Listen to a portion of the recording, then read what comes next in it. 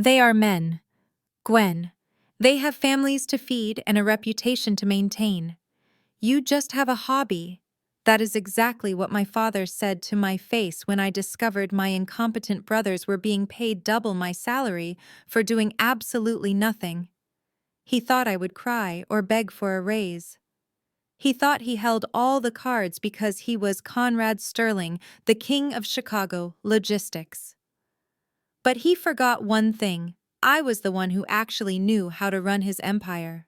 Instead of crying, I deleted the server access codes, wiped my hard drive, and started a rival company that stole his biggest client within 48 hours.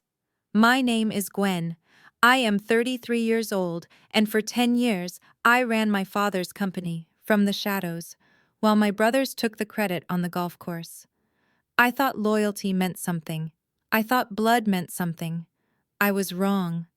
Before I tell you how I brought down a 50-year-old family legacy in less than a month, let me know where you are watching from in the comments. Hit like and subscribe if you have ever been undervalued by the people who were supposed to protect you. It was a Tuesday night in late November, and the wind coming off Lake Michigan was rattling the windows of the Sterling Logistics headquarters. The office was a ghost town. The rows of cubicles were dark.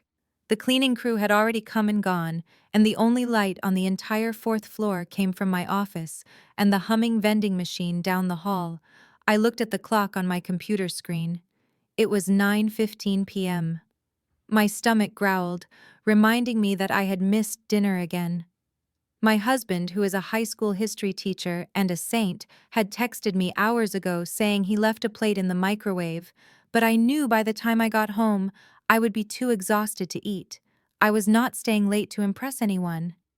I was staying late because a cargo ship carrying $2 million worth of automotive parts was currently stuck in a bureaucratic nightmare at a port in New Jersey, and if I did not clear the customs paperwork. By midnight, our client was going to face a production line shutdown. The client was Kowalski.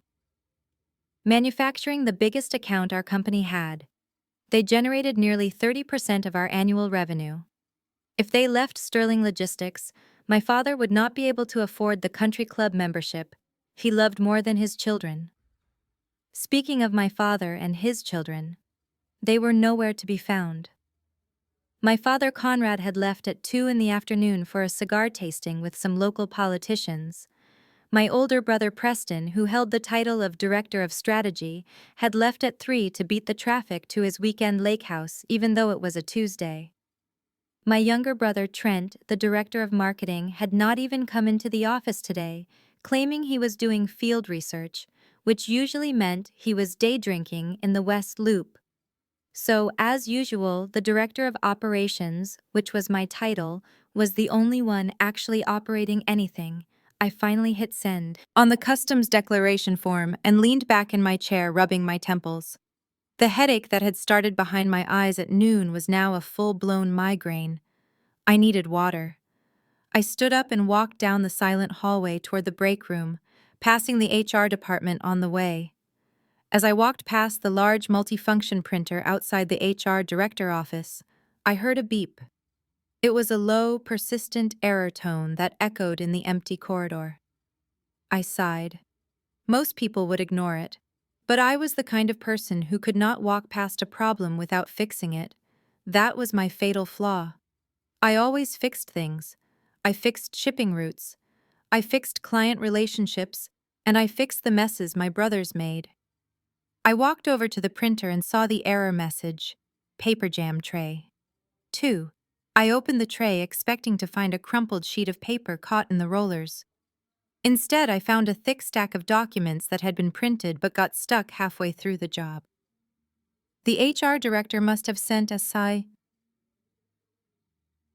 print job right before leaving for the day and forgot about it when it jammed. I pulled the stack free, intending to leave it on her desk. But as I smoothed out the crinkled top page, a name caught my eye. Preston Sterling. The document was a spreadsheet titled Executive Compensation Review, Fiscal Year 2024. I knew I should not look. I knew this was confidential information.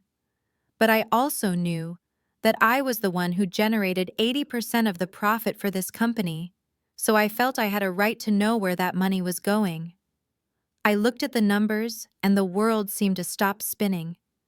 The air in the hallway suddenly felt very thin. My name was near the bottom of the list. Gwen Sterling, Director of Operations, base salary $85,000, no performance bonus listed, no vehicle allowance, just a flat $85,000. I stared at it, trying to make sense of the number. I worked 60-hour weeks. I managed a team of 40 people.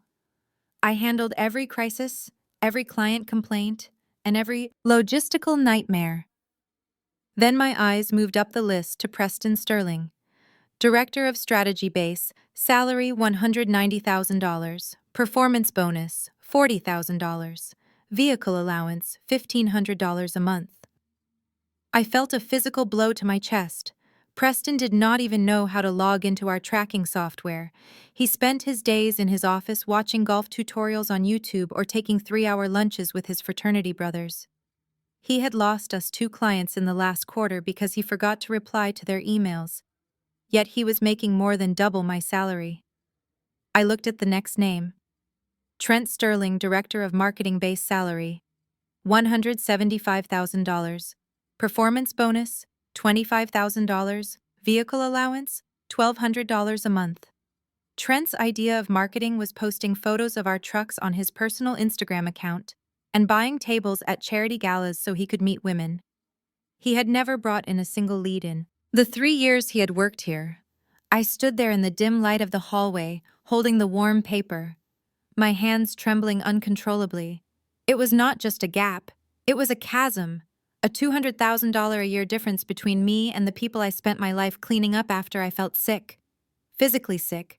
I thought about my husband driving his 10-year-old sedan to school every morning because we were trying to save for a down payment on a decent house. I thought about the vacations we did not take, the clothes I did not buy because I was trying to be responsible. And all this time my father was funneling the money I earned into the pockets of my brothers so they could play executive. I took my phone out of my pocket and snapped a picture of the document.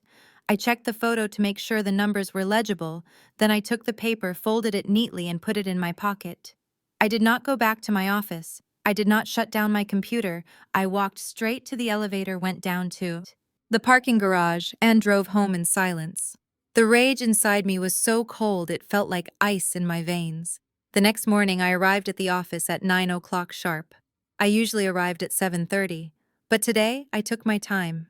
I stopped for a latte. I listened to a podcast. I walked into the building with my head high, ignoring the frantic wave from the receptionist. "Gwen, thank God you are here. Mr. Kowalski is on line 1. He says the shipment is still flagged." I ignored her and walked straight past the elevators to the executive suite. My father's office was at the end of the hall, a large corner room with mahogany paneling and a view of the skyline that cost more than my annual rent. I did not knock. I pushed the door open and walked in. My father, Conrad, was sitting behind his massive desk, cutting the tip off a cigar. He looked up, surprised by my entrance. Usually I waited to be summoned. "Gwen, what is with the attitude?" he grunted, lighting the cigar. A cloud of expensive smoke drifted toward me. "Kowalski is screaming about his widgets. Go fix it!" I did not move. I reached into my pocket, pulled out the folded spreadsheet, and slammed it onto his desk, right next to his crystal ashtray. "Explain this," I said, my voice steady and low. Conrad looked at the paper, then back at me. He did not look ashamed. He did not look caught. He looked annoyed, like I had interrupted his morning ritual for something trivial. "You were snooping in HR files. That is a fireable offense, Gwen." "Do not give me that," I said. I fixed a paper jam. This printed out. The numbers. "Dad, explain the numbers. Preston makes 190,000. Trent makes 175,000. I make 85,000. I run this company. You know I do.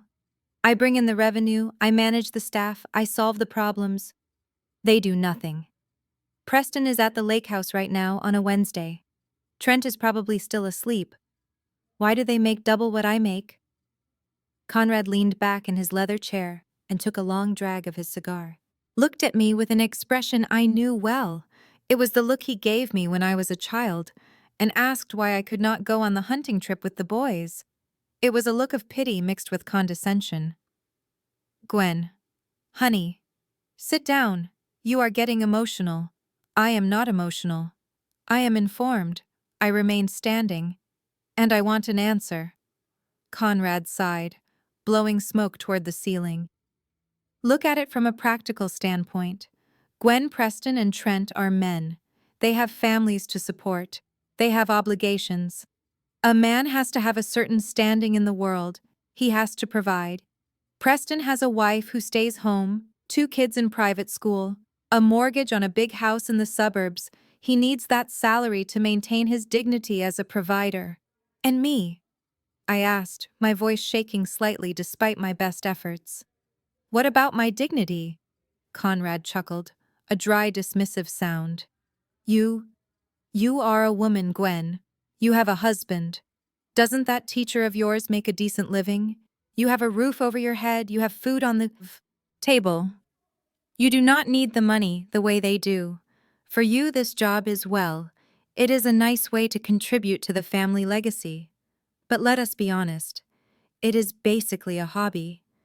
You do not have the burden of being the head of a household. A hobby. I felt the blood rushing in my ears. My vision actually blurred for a second. A hobby. I worked 60 hours a week. I missed my anniversary dinner last year because I was at the warehouse supervising a loading error. I managed a logistics network that spanned 3 continents, and he called it a hobby because I had a uterus. I stepped forward, placing my hands on his desk, leaning into his personal space. I brought in $4 million in new contracts last year. Preston lost the Anderson account because he insulted their CEO at a dinner. Trent spent $50,000 on a marketing campaign that yielded 0 leads. Performance Dad. If this is a business, you pay for performance, not for gender. Conrad's face hardened. The amusement was gone. Listen to me very carefully. Little girl, this is my company. My name is on the building, not yours. Clients sign contracts with Sterling Logistics because they trust me. They trust the Sterling men. You are good at paperwork. Gwen, I will give you that. You are organized, but you are not a leader. No one is going to respect a woman in this industry the way they respect your brothers. It is just the way the world works. Stop being greedy and go do your job before I lose my patience.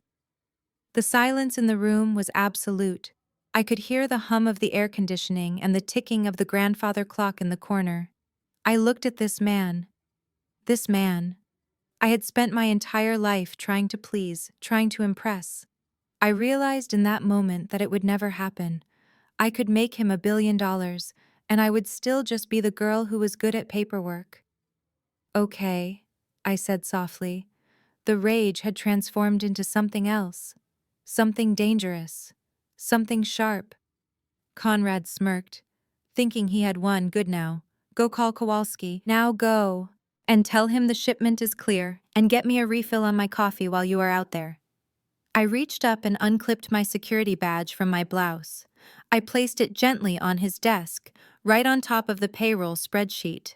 Then I took my office keys out of my purse and placed them next to the badge. Finally, I took my company-issued phone and added it to the pile. What are you doing? Conrad asked, his cigar freezing halfway to his mouth. I am quitting, I said. I am done, Conrad laughed. It was a loud barking sound. You are quitting. Do not be absurd, Gwen. You have nowhere to go. Who is going to hire you in this town? I know every CEO in the logistics industry. One phone call from me and you will be blacklisted. You will not be able to get a job driving a forklift, let alone managing operations. You need me. This is the only place that will tolerate your attitude. I looked him dead in the eyes and smiled. It was the first time I had smiled in 24 hours. Watch me, I said. And Dad, about that, Kowalski shipment stuck in port 4. The customs release code is not in the system. I never wrote it down. It is in my head. So good luck with that. I turned around and walked out of the office. I heard him shouting my name, shouting threats, shouting that I was making the biggest mistake of my life. I did not stop. I walked past the terrified receptionist. I walked past the open doors of the sales team who were staring. I walked to the elevator, pressed the button, and rode it down to the lobby. As I stepped out into the cold, Chicago morning air, my phone vibrated.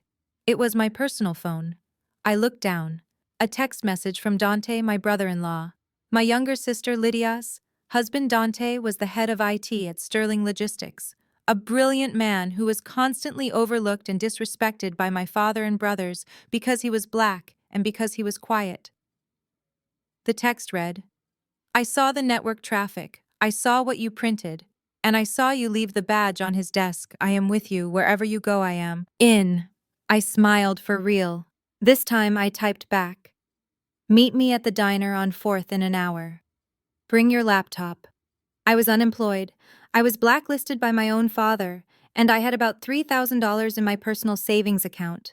But as I walked down the street, fighting the wind, I felt lighter than I had in 10 years. My father thought he had won. He thought he had crushed me. He did not realize that by cutting me loose, he had just created his most dangerous competitor. He had built a company on nepotism and ego. I was going to build one on competence. And I was going to start by taking everything he thought he owned. The diner was one of those old-school places with vinyl booths that had been patched with duct tape and coffee that tasted like battery acid. I sat in the back booth, watching the door. 10 minutes later, Dante walked in. He looked nervous, glancing over his shoulder before sliding into the booth opposite me. He was wearing his hoodie up over his head, trying to be inconspicuous. Did anyone see you leave? I asked. Dante shook his head. No, Preston is still not in, and Trent called in sick. Dad is screaming at his assistant, trying to find the customs code for the Kowalski shipment. The whole office is in panic mode. Good, I said. Let them panic. Dante opened his laptop and spun it around to face me. Gwen, you need to see this. Before I left, I ran a quick audit on the server logs. You know how Preston always claims his department needs more budget for market analysis? I nodded. Preston spent more money on consultants than we spent on fuel. Well, Dante continued, lowering his voice. Look at where the money is actually going. He pulled up a spreadsheet. These are transfers from the corporate expense account disguised as vendor payments. They are going to a shell company registered to an address in the Gold Coast. I looked it up. It is a residential address. A luxury apartment. I squinted at the screen. Who lives there? A woman named Tiffany Miller. Dante said. She is 22 years old and, according to her social media, she is very grateful for her generous daddy. My jaw tightened. Preston was married with 3 kids. His wife was a sweet woman who volunteered at the animal shelter. And he was siphoning company money meant for operations to pay for a mistress apartment. This was why our profit margins were shrinking. This was why I could never get approval for new software, and my father justified paying him double my salary because he had a family to support. This is embezzlement, I whispered. It is, Dante agreed. And it gets worse. Trent deleted the entire backup of the client database last week. He tried to hide it, but the logs show he was trying to install some pirated video editing software on his work computer, and it introduced a malware script that corrupted the archive. We are running on a live database with no redundancy. If the system crashes, Sterling Logistics loses everything. Customer contacts, shipping, history, billing records, everything. I sat back in the booth, stunned. Fathers. Empire was a house of cards held together by my hard work and Dante's code, and they treated us like the help Conrad threatened to blacklist me. I said, taking a sip of the terrible coffee. He said he would call every CEO in town. He already started. Dante said, I have a script monitoring his outgoing calls. He called 3 competitors in the last 20 minutes. He is telling them you had a nervous breakdown and stole company property. I expected that, I said. My father plays dirty, but he is playing checkers, and we are going to play chess. What is the plan? Dante asked, closing the laptop. We are not looking for jobs, I said, leaning forward. We are starting our own company. Nexus Logistics. Dante blinked. Nexus. With what money? We do not need a lot of money to start, I said. We just need a phone, a laptop, and the knowledge in our heads. We are a service broker. We do not own the trucks yet. We manage the logistics, and we know exactly who the unhappy clients are. You mean Kowalski? Dante said, a slow smile spreading across his face. Exactly, I said. Kowalski is losing $200,000 a day while his shipment sits in that port. My father does not have the code, and he does not know how to navigate the Port Authority automated system because I set it up. Preston is useless. Trent is useless. They are going to miss the deadline. And when they do, Dante said, when they do, I will be there to fix it for a fee. And then I will take the contract. It was a gamble, a massive, terrifying gamble. But I looked at Dante's face, and I saw the same fire that was burning in me. We were the workhorses. We were the ones who made the machine run. It was time we owned the machine. Let us do it, Dante said, offering his fist across the table. I bumped it. Nexus Logistics starts today. I went home and told my husband everything. He listened, his face pale but his eyes steady. When I finished, he did not ask about the mortgage or the bills. He hugged me and said, "It is about time. Taking down your dad is going to be the best history lesson I have ever taught." The next 24 hours were a blur. I turned our guest bedroom into a war room. Dante set up a secure server using equipment he had built himself. I started making calls not to potential employers, but to the contacts I had built over 10 years. The port managers, the truck drivers, the warehouse foremen, the people my father ignored because they wore blue collars. They liked me, they respected me. And when I told them I was striking out on my own, they all said the same thing. When do we start? By Thursday morning, the Kowalski crisis had reached a boiling point. My father had still not cleared the shipment. I knew this because I had a contact at the port who was texting me, updates Kowalski was threatening to sue Sterling Logistics for breach of contract.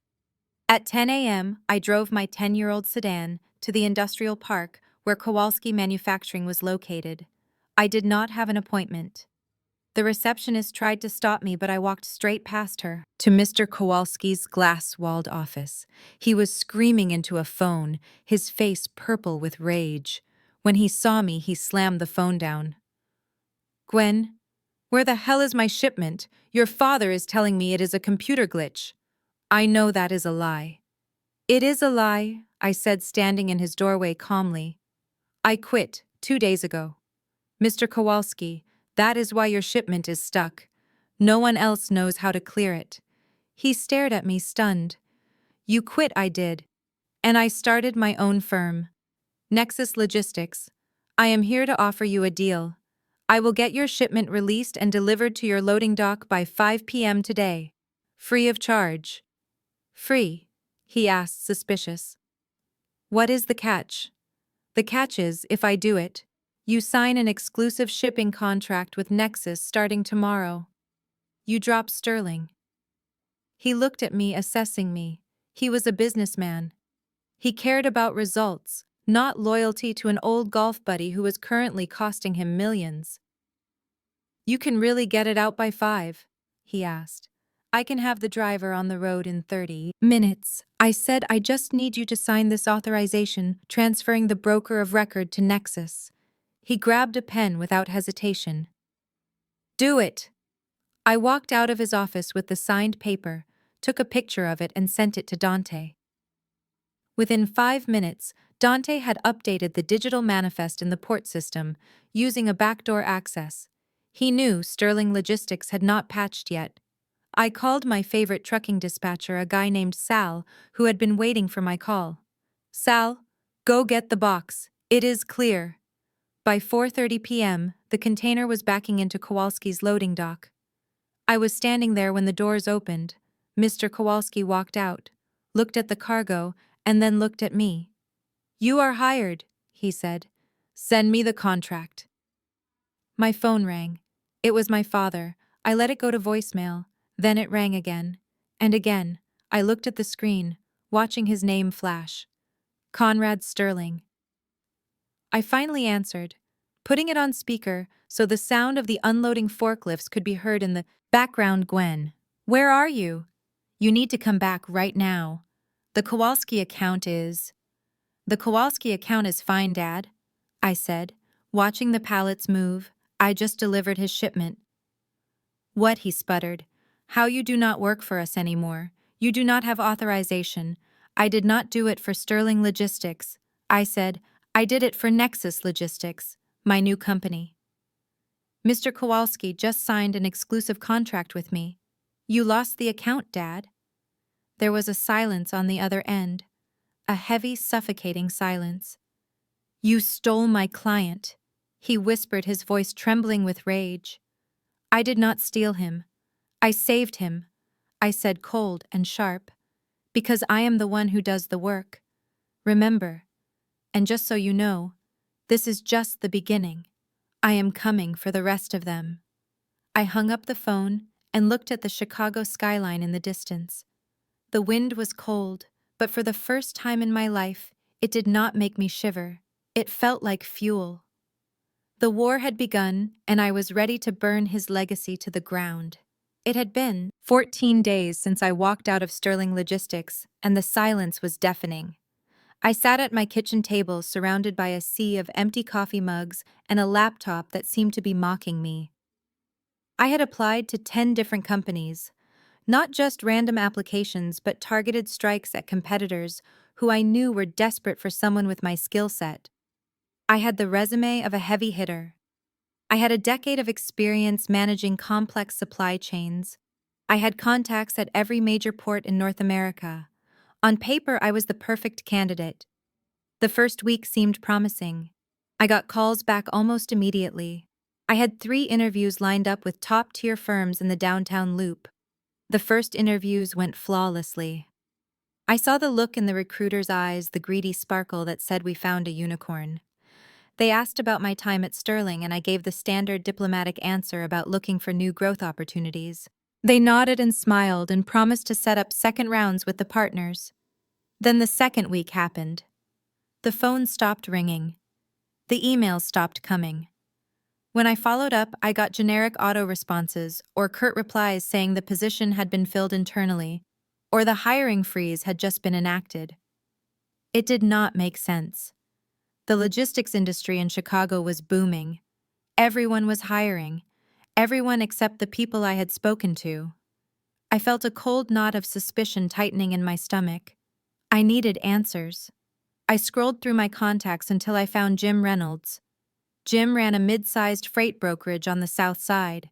He was a good man, a straight shooter who I had helped out of a jam a few years ago when his trucks were stuck in a snowstorm. He was not big enough to be a threat to my father, but he was connected enough to know the gossip. I called him. He picked up on the third ring, but his voice lacked its usual warmth. "Gwen," he said, and the hesitation was palpable. "I did not think you would call." "I need a favor, Jim," I said, cutting to the chase. "I have been interviewing. Great interviews, slam dunks, and then radio silence. Everyone goes cold. You know everyone in this town. What is being said about me?" There was a long silence on the other end of the line. I could hear the background noise of his dispatch center, the hum of a business in motion. "Gwen, listen," Jim said, his voice lowering. "You know I respect you. You are one of the best operators I have ever seen. But I cannot hire you. I cannot even be seen having lunch with you right now." Why, I asked, my grip on the phone tightening. "What did he do?" "He is scorched earthing you." Gwen, Jim sighed. "Your father." "Conrad called me 3 days ago.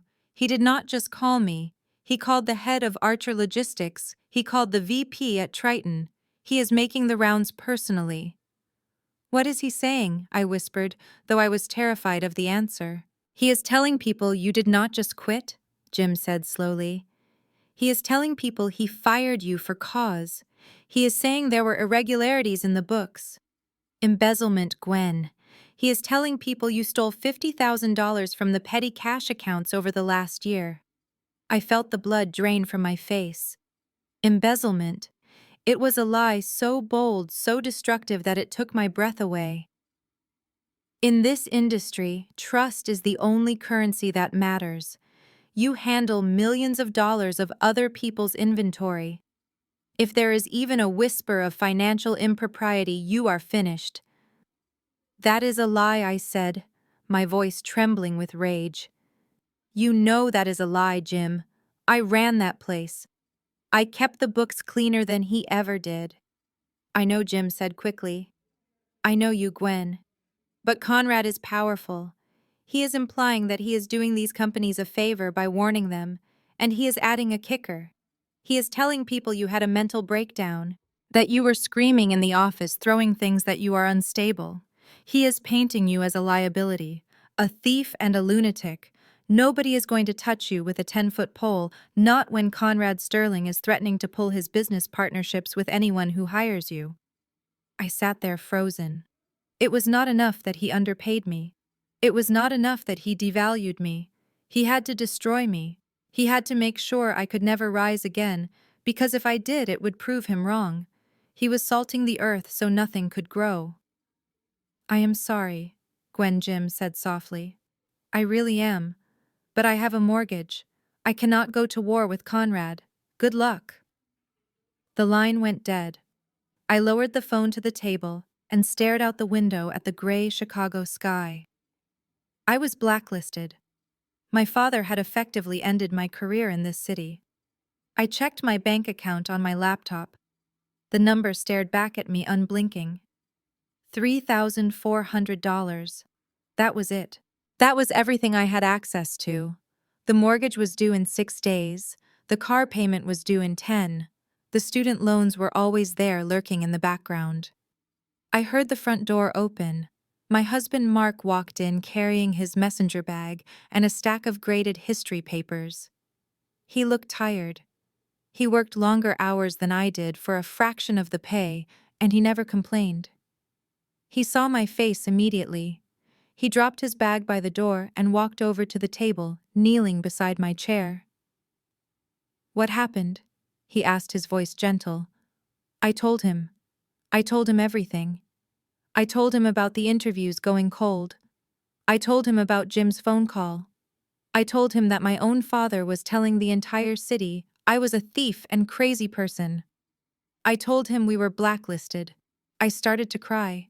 Not the angry tears from the office, but the heavy, hopeless tears of someone who has just realized the walls are closing in. I am radioactive, Mark Weiss sobbed into his shoulder. I cannot get a job. Not here. Maybe we have to move. Maybe I can get a job in retail. I ruined us. I should have just kept my mouth shut and taken the salary. Mark pulled back and held my face in his hands. He looked me in the eyes with that steady, calm intensity that I loved him for. Stop it, he said firmly. You did not ruin anything. You stood up for yourself. You refused to be exploited. That is not ruining us. That is saving us. But the money, I choked out. The mortgage. We will figure it out, Mark said, standing up and walking to the refrigerator. He pulled out a bottle of wine and poured 2 glasses. He set one in front of me and took a sip of his own. How much equity do we have in the house? He asked. I blinked, wiping my eyes. About 60,000. Why? We can get a home equity line of credit, Mark said calmly. Or we can refinance. Mark, that is our safety net, I said, shocked. That is for emergencies. This is an emergency, he said, but he was smiling. Not the panic kind, the opportunity kind. Look, Gwen, your father is terrified of you. That is why he is doing this. If you were just a secretary or a nobody, he would not bother calling every CEO in Chicago. He knows you are better than him. He knows you are the real threat. He leaned across the table. He took everything from you, Gwen. Your job, your reputation, your income. But he forgot one thing. He forgot that you are the one who actually knows how the machine works. He has the title. You have the brain. So what do we do? I asked, feeling a tiny spark of hope igniting in my chest. We do not look for a job, Mark said. We make one. You said you have contacts at the ports. You said you know the drivers. Do they care what your father says? No, I said slowly. The drivers hate him. He pays them late. And the port authority guys think he is an arrogant dinosaur. There you go, Mark said. Your father is playing politics in the boardrooms. You play the game on the ground. You start your own thing. Use the house money. Use my salary to keep the lights on. We eat pasta and rice for a year. I do not care. But do not let him win. Do not let him force you into a corner. I looked at my husband, this high school history teacher who drove a rust bucket car and wore shirts he bought at thrift stores. He was risking everything, our home, our credit, our future on me, on my ability to fight a war against a giant. Are you sure? I asked. If I fail, we lose the house. We lose everything. You won't fail, Mark said. And even if you do, I would rather live in a cardboard box with a woman who fought back than in a mansion with a woman who let her soul be crushed. I took a deep drink of the wine. The fear was still there, heavy and cold in my stomach, but it was being pushed aside by something hotter. Adrenaline. Resolve. My father wanted to starve me out. He wanted me to come crawling back, begging for forgiveness so he could give me some humiliating low-level job and hold it over my head for the rest of my life. He had miscalculated. He thought cutting off my income would break me. Instead, it freed me. I had nothing left to lose, and a person with nothing to lose is the most dangerous person in the world. I opened my laptop again. I closed the tab with the job search engine. I opened a new tab. What are you doing? Mark asked. I am registering a domain name, I said, and I need you to help me draft a business plan. We are going to need a second mortgage. Mark clinked his glass against mine. To Nexus Logistics, he said. To Nexus Logistics, I replied. And to burying Conrad Sterling. I did not sleep that night. I sat up mapping out the supply chain weaknesses of my father's company. I knew where the bodies were buried because I was the one who had dug the graves for 10 years. I knew which clients were unhappy, I knew which routes were inefficient, and most importantly, I knew about the Kowalski shipment. The $2 million automotive part shipment that was still stuck in New Jersey. My father had been too busy slandering my name to solve the actual problem. That shipment was a ticking time bomb, and I was the only one with the code to defuse it. The next morning, I walked into the bank not as a desperate unemployed woman, but as a founder seeking capital. I signed the papers to put our home on the line. My hand did not shake. My father had declared war. He thought he was fighting a skirmish. He did not realize I was bringing a nuke. I had 2 weeks of runway before the bills suffocated us. 2 weeks to land a client. 2 weeks to prove that my value was not defined by my gender or my last name, but by my ability to get the job done. The clock was ticking, and I was ready to move. It was just after 11 at night when the tapping came at my back door. It was a soft, rhythmic sound barely audible over the hum of the refrigerator, but distinct enough to make me freeze. I was sitting at the kitchen table surrounded by rejection emails and a cold cup of tea staring at the bank balance that seemed to be shrinking by the second. My husband Mark was asleep upstairs, exhausted from a day of teaching and an evening of trying to convince me that mortgaging our future was a brilliant idea. I walked to the door, my heart hammering against my ribs. I pulled back the curtain expecting a neighbor or maybe a process server sent by my father. Instead, I saw a hood pulled low over a familiar face. It was Dante. I unlocked the deadbolt and pulled him inside, quickly locking it behind him. He was soaking wet, shaking the rain off his jacket. Dante was my younger sister Lydia's husband, the man who had kept Sterling Logistics running for 5 years. He was a genius, a man who could write code in his sleep and spot a network vulnerability from a mile away. But to my father and brothers, he was just the help.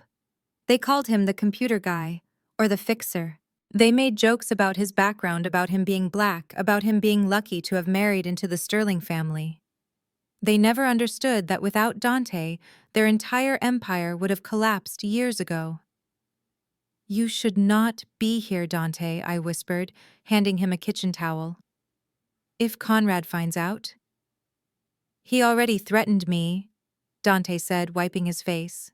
His voice was low, steady, but I could hear the anger simmering underneath. "He called a meeting this morning. He told the entire staff that you were dead to the company. He said anyone caught communicating with you would be terminated immediately for corporate espionage. He looked me right in the eye when he said it, Gwen. He knows we are close. He is waiting for me to slip up." "Then go," I said, panic rising in my throat. "You have a mortgage. You have Lydia. Do not risk it for me." Dante reached into his pocket and pulled out a small silver USB drive. He placed it on the table between us. The metal clicked against the wood, a sound that felt heavy with consequence. "I am not risking it for you," he said. "I am risking it because I am tired of watching them destroy everything we built. You need to see what is on this drive." I looked at the drive, then back at him. "What is it?" "It is the kill switch," Dante said. "Or at least the ammunition for one. You know how Preston always claims his department is over budget because of market fluctuations and rising vendor costs?" I nodded. Preston was the director of strategy, a title that meant he spent his days planning his next vacation. His department burned through cash like a furnace. "It is not vendor costs," Dante said. I dug into the encrypted ledger, the one only the CFO and Conrad are supposed to see. But Conrad writes his passwords on sticky notes, and the CFO thinks two-factor authentication is a hassle. I found a recurring payment, $5,000 a month going to a consulting firm called Alpha Omega Solutions. I frowned. "I have never heard of them." "That is because they do not exist," Dante said. I ran a trace on the tax ID. It links back to a residential leasing company. The payments are for a luxury apartment in the Gold Coast. My stomach turned. A luxury apartment. Preston lived in a massive house in the suburbs with his wife and 3 kids. "Who lives there?" I asked, though I already dreaded the answer. "Her name is Tiffany," Dante said. "She is 24. She is an Instagram model. Preston is not paying for consulting Gwen. He is paying for a mistress, and he is doing it with company funds. He is stealing from the payroll account, the same account Dad said was too tight to give you a raise." I felt a wave of nausea. My father had looked me in the eye and told me my brothers needed higher salaries to support their families. He had shamed me for asking for parity. And all the while his golden boy was siphoning off thousands of dollars to keep a secret life. It was not just unfair, it was theft. "But that is not the worst part," Dante said, his voice dropping even lower. He tapped the USB drive again. "This is... What could be worse than embezzlement?" I asked. "Total systemic failure," he said. "You know the legacy tracking system, the one that handles the routing for the entire Midwest fleet. The code is ancient but stable because you and I patched it every week. I knew it well. It was the backbone of the company. If that system went down, trucks stopped moving." "Trent decided he wanted to be proactive," Dante said. "He read some article about cloud optimization and decided he could do my job. He got administrative access from Dad while I was at lunch yesterday. He tried to delete what he thought were redundant archive files to free up server space." I stopped breathing. What did he delete? "The routing algorithms," Dante said. "The source code." He wiped the primary database. "Oh my God," I whispered. "Do we have backups?" "We did," Dante said grimly, "until Trent tried to restore the system himself and corrupted the backup drive. He overwrote the clean data with the corrupted files. Right now, the entire Sterling Logistics fleet is running on a cached version of the software stored in the local RAM of the server." I stared at him. "That cache clears every time the server restarts." "Exactly," Dante said. If the power flickers, if the system updates, if anyone kicks the plug, the whole thing goes dark. Every truck, every shipment, every tracking number, gone. The company is a ticking time bomb, Gwen, and they do not even know it because Trent is too scared to tell Dad. He looked at me, his dark eyes fierce and determined. They are driving the car off a cliff, and they are laughing while they do it. I cannot work for them anymore, Gwen.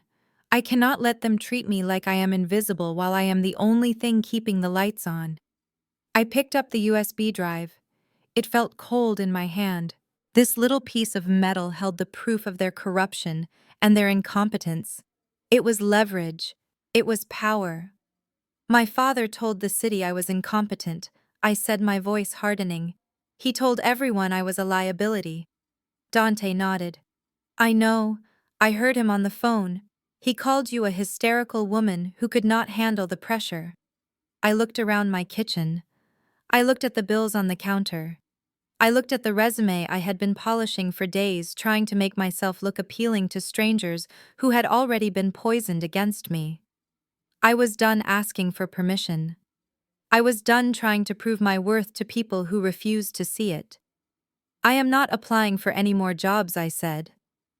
Dante raised an eyebrow. Then what are we doing? I stood up and walked to the basement door. I opened it and flipped on the light, revealing an unfinished space filled with storage boxes and a dusty ping-pong table. We are opening Nexus Logistics, I said. Right here. Tonight. Dante stood up, a slow smile spreading across his face. In the basement. Jeff Bezos started in a garage, I said. We have better heating. I walked down the stairs and Dante followed me. We cleared the boxes off the ping-pong table.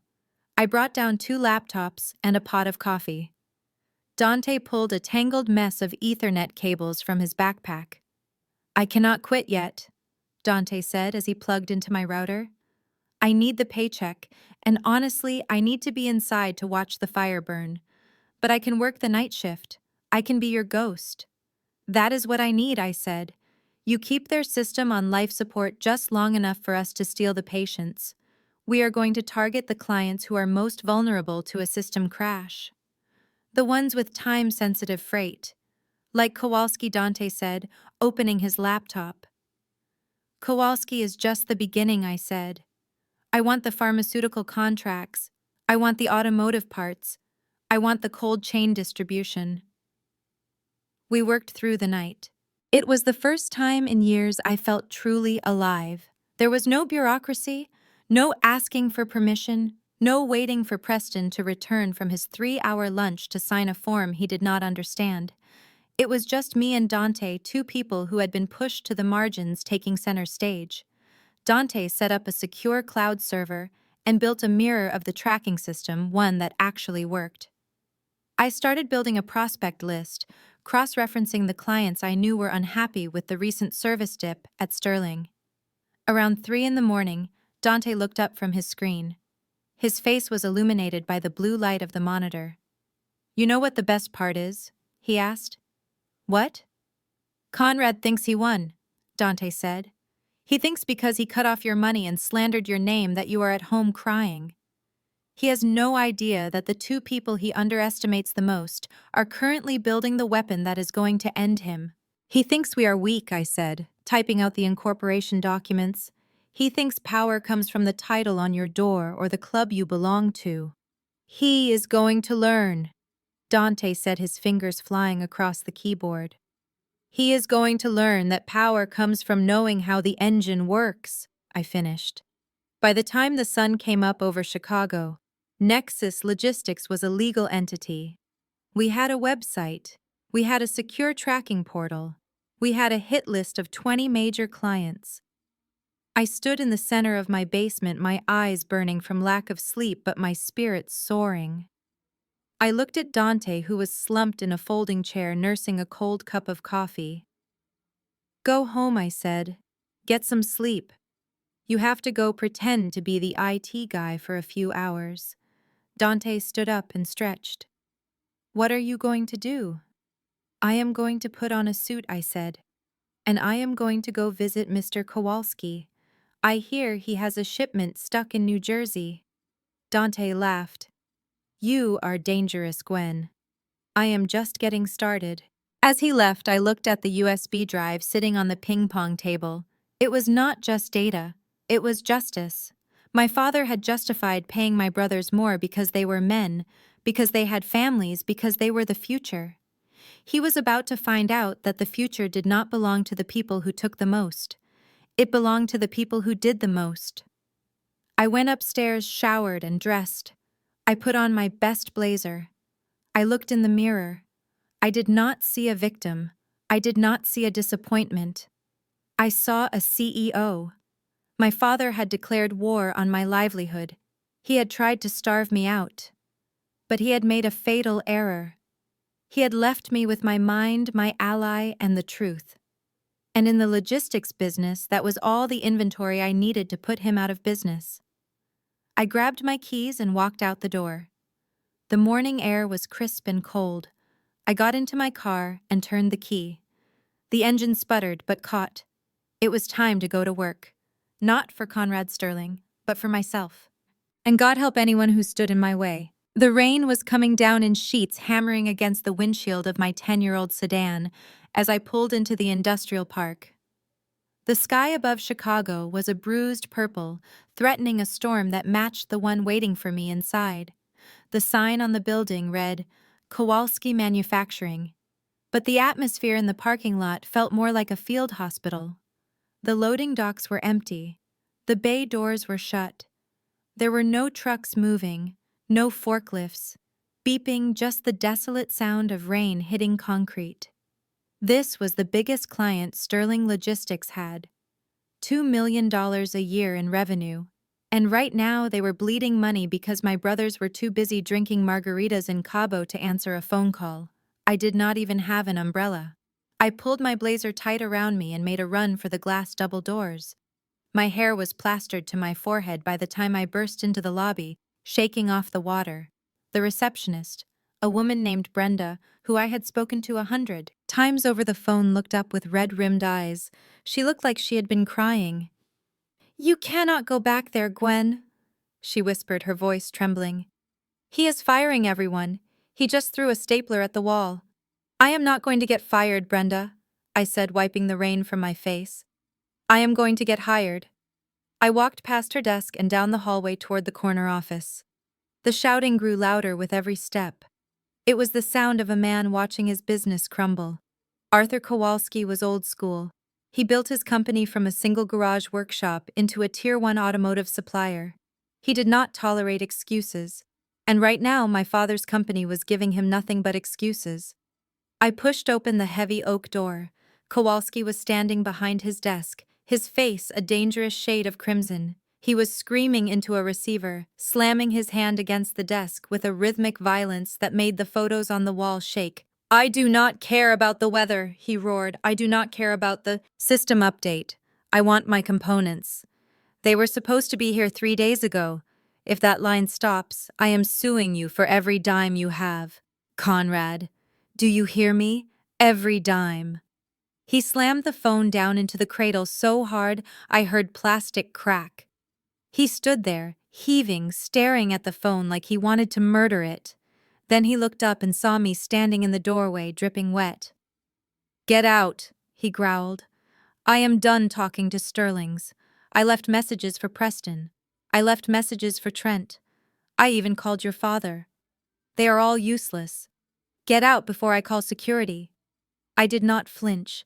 I walked into the room and closed the door behind me, cutting off the noise from the outer office. Preston and Trent are in Cabo. Mr. Kowalski. I said, my voice calm, cutting through the tension in the room.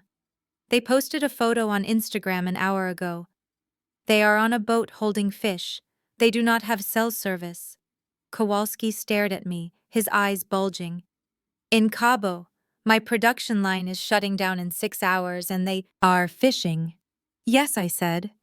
And my father is currently in a meeting with his lawyers, trying to figure out how to leverage his insurance policy to cover your lawsuit. He is not looking for your cargo. He is looking for a loophole. Kowalski sank into his chair. looking suddenly deflated and old. So that is it then. We miss the delivery window for Ford. We lose the contract. I have to lay off 200 guys tomorrow morning because your family is incompetent. My family is incompetent, I agreed, taking a step closer to his desk. But I am not. I quit Sterling Logistics 2 weeks ago. I am here representing Nexus Logistics, and I know exactly where your container is. He looked up at me, skepticism warring with desperation. You know where it is? I do. It is sitting in Yard C at the rail yard off 47th Street.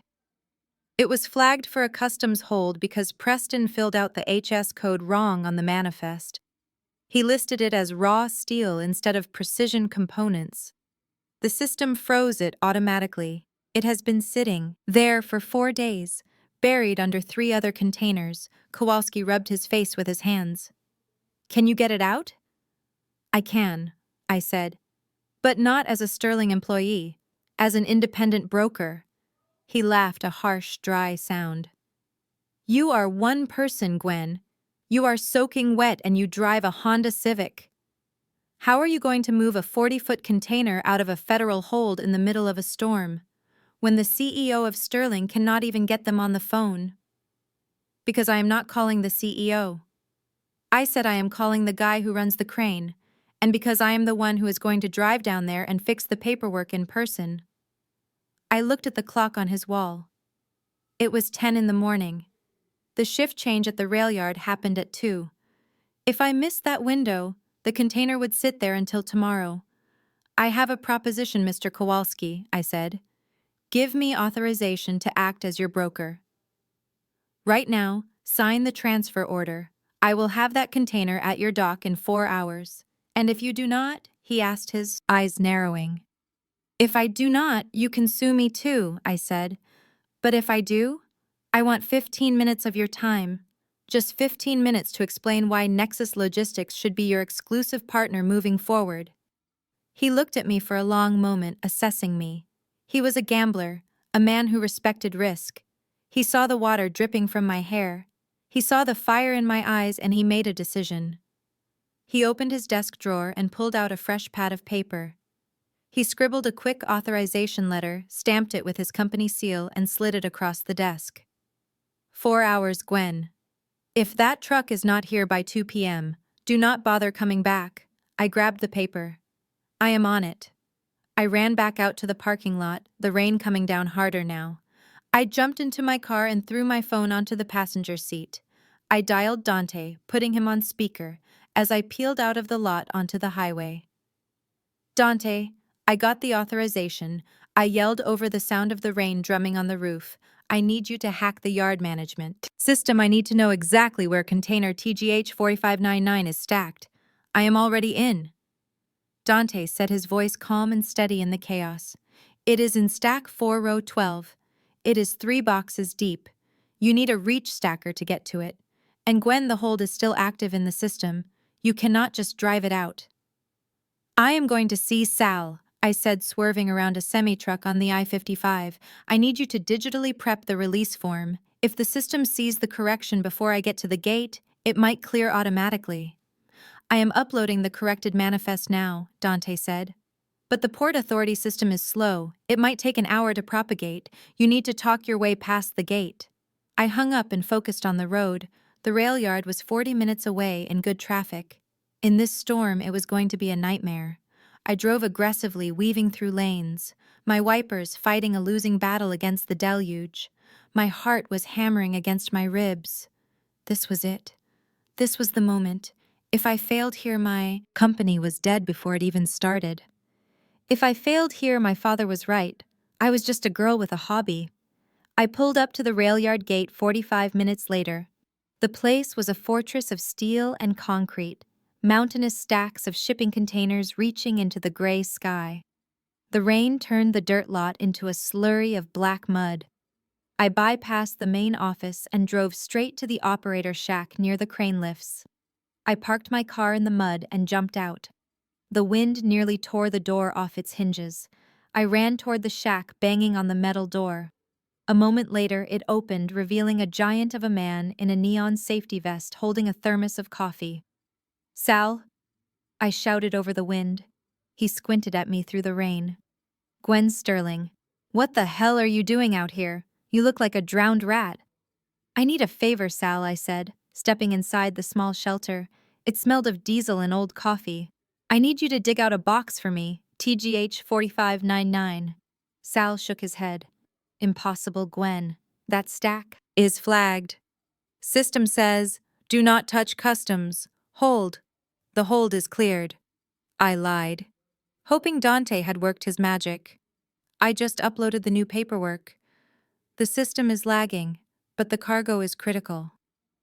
"Sal, if I do not get this box to Kowalski by 200 people, lose their jobs today." Sal looked at me. He had known me for years. He knew I was the one who sent Christmas baskets to the yard crew every year. He knew I was the one who fought for better detention, pay for the drivers when my father wanted to cut rates. He knew I did not lie to him. "Is this legit?" "Gwen," he asked seriously, "because if I move a flagged box and the feds come down on me, I lose my pension." "It is legit," I said, pulling out the letter Kowalski signed. "Look, he authorized the transfer personally. I am putting my name on this. Sal. If it goes sideways, it is on me. Not you." He looked at the letter, then at the rain-soaked desperation on my face. He sighed and screwed the cap back on his thermos. "You are crazy, you know that." "I know," I said now. "I know, I get in the crane." While Sal climbed the ladder to the massive gantry crane, I ran back to my car and called the trucking dispatcher I had on speed dial, a guy named Mike who owned his own rig and owed me a favor. "Mike, I need a chassis at Yard C right now," I shouted into the phone. "Gwen, it is pouring rain and I am halfway through a sandwich," Mike complained. "I will pay you double," I said, "and I will guarantee you the Kowalski route for a year. Steady work. No deadhead miles." There was a pause. Then the sound of keys jingling. "I am 10 minutes out."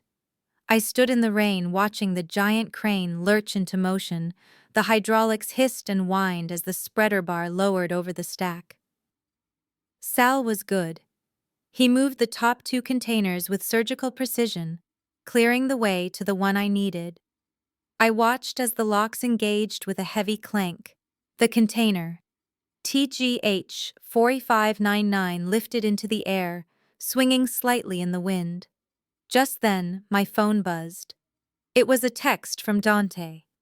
"Bad news, the digital update is stuck. The port server is down for maintenance. The gate will not let you out. The barcode will scan red." I swore loudly, kicking a puddle of mud. The box was in the air, but I could not get it out of the yard. The automated gate system would lock down the moment the truck tried to leave without the digital clearance. I needed a manual override. There was only one person who could authorize a manual override: the yard supervisor. A man named Henderson, who hated my father with a passion because Conrad had once called him a glorified parking attendant to his face. I saw the truck pulling up, Mike backing the chassis under the hovering container. I had 5 minutes before he was loaded and ready to go. I ran toward the main office, slipping in the mud, ruining my shoes, ruining my blazer, not caring. I burst into the office, dripping water everywhere. The clerks looked up, startled. Henderson was in his glass office at the back, eating a donut. I marched in. "Mr. Henderson, I need a manual gate pass." He looked up, slowly wiping sugar from his lip. "Well, if it isn't a Sterling, did your daddy send you to insult me again?" "I do not work for my father anymore," I said, slamming my hand on his desk. "I quit. I started my own company, and I am trying to save a client that my father screwed over. I need to get a box out. The system is down and I have the paperwork right here." I slammed the wet, crumpled authorization from Kowalski onto his desk, along with the corrected manifest I had printed at home. Henderson looked at the papers, then at me. "You quit." "I walked out," I said, "and I am taking his business with me. But I cannot do it. if that truck gets stopped at the gate. A slow smile spread across Henderson's face. You are stealing Kowalski from Conrad. I am saving Kowalski from Conrad, I corrected, and I am asking you to help me stick it to the man who called you a parking attendant. Henderson laughed. It was a deep belly laugh. He picked up his stamp, the heavy red one that said, "Cleared for exit." He stamped the manifest so hard. The desk shook. "Get out of here, Gwen," he said, "and tell your dad I said hello." I ran back to the truck just as Sal was locking the container onto the chassis. Mike was in the cab looking anxious. "We good to go, Gwen?" "The gate light is red." I climbed up onto the running board of the truck and handed him the stamped paperwork. "Hand this to the guard," I said. "It is a manual override. Go now." Mike put the truck in gear and the massive engine roared to life. I jumped down and watched as the truck rolled toward the exit gate. The guard looked at the paperwork, looked at the red light on his scanner, then looked at the stamp. He shrugged and hit the button. The gate arm lifted. I let out a breath. I did not know I was holding. I ran to my car and followed the truck. I stayed on his bumper the whole way, guiding him through the storm, calling out lane changes over the radio, making sure nothing stopped that cargo. We pulled into the Kowalski manufacturing loading dock at 1:45 p.m. The rain was still and was falling, but it felt different now. It felt like victory. I parked my car and got out, watching as Mike backed the truck into the bay. The workers were waiting on the dock, looking anxious. As the doors opened and they saw the crates of components, a cheer went up. They started unloading immediately, feeding the starving production line. I turned around and saw Mr. Kowalski standing under the awning of the loading bay. He was smoking a cigarette, watching the process. He looked at the truck, then he looked at me. My hair was matted to my head, my shoes were ruined, and I was covered in rail yard mud. "You did it," he said simply.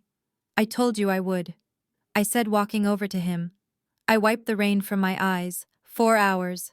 He took a long drag of his cigarette and flicked it into a puddle. "You drove the truck." "I followed it," I said. "I had to get a manual override from the yard supervisor. My father's system access would have been blocked." He nodded slowly. "You realize what you just did, right? You just humiliated the biggest logistics firm in the city." "I did not do it to humiliate them. I said I did it to show you that there is a difference between a vendor and a partner. A vendor sends you an email about a delay. A partner drives into a storm to fix it." Kowalski smiled. It was the first time I had ever seen him smile. He reached into his jacket pocket and pulled out a folded document. "This is the renewal contract for Sterling Logistics," he said. It was sitting on my desk, waiting for my signature, worth $10 million over 5 years. He tore it in half right there in the rain. Then he tore it again and dropped the pieces into the mud. 15 minutes, he said. "You asked for 15 minutes. I nodded. "You do not need them," Kowalski said. "Come into my office. We are going to draft a new contract. And I want you to name your price." I followed him inside, leaving the mud and the rain behind. As we walked through the factory floor, the workers nodded at me. They knew. They knew who had saved their shift. They knew who had done the work. My phone buzzed in my pocket. I pulled it out and glanced at the screen. It was a text from Dante's server logs. "Show Conrad just tried to log into the Kowalski account. Access denied. He is calling the port authority, screaming. He has no idea the box is already gone." I smiled and put the phone away. I sat down in the leather chair across from Kowalski. He pushed a blank legal pad toward me.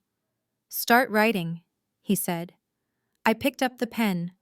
My hand did not shake. I wrote, "Nexus Logistics" at the top of the page in bold letters. Then I started writing the terms. My terms. Not my father's terms. Not the terms of a woman who was grateful for a hobby, but the terms of a CEO who had just pulled off the impossible. I wrote down the fee structure. I added a premium for expedited service. And then at the bottom I added a clause. Exclusive brokerage rights. This was not just a job. This was a takeover. When I walked out of that office an hour later, I had a signed contract worth $2 million a year. I had a check for the first month's retainer, and I had the satisfaction of knowing that somewhere in Cabo, two brothers were about to get a very angry phone call that would ruin their vacation. And somewhere in a corner office in Chicago, my father was staring at a computer screen, realizing that the girl he called a waste of money had just cost him his crown jewel. The rain had stopped. The clouds were breaking apart, revealing a sliver of cold, hard blue sky. I walked to my car, sat in the driver's seat, and rested my forehead against the steering wheel. I was exhausted. I was freezing. But I had never felt warmer. I started the car. The engine purred. I had work to do. This was just the first client. There were 19 more on my list, and I was coming for every single one of them. 3 months had passed since I stood in the rain at the Kowalski loading dock, and the landscape of my life had changed so completely, it was almost unrecognizable. The basement war room was gone, replaced by a 2,000-square-foot converted warehouse space in the West Loop. It was not glamorous. The floors were concrete and the heating pipes rattled when the temperature dropped, but it was ours. The walls were covered in whiteboards, mapping out shipping routes across the Midwest, and the air hummed with the sound of ringing phones and clicking keyboards. Nexus Logistics was not just surviving, it was devouring the market. We had grown from 2 people to 12 in 90 days. I had hired the best dispatchers in the city, people who had been stifled at other firms or laid off by my father in his cost-cutting rampages. We were lean, we were fast, and we were hungry. But the real reason for our explosive growth was not just our efficiency.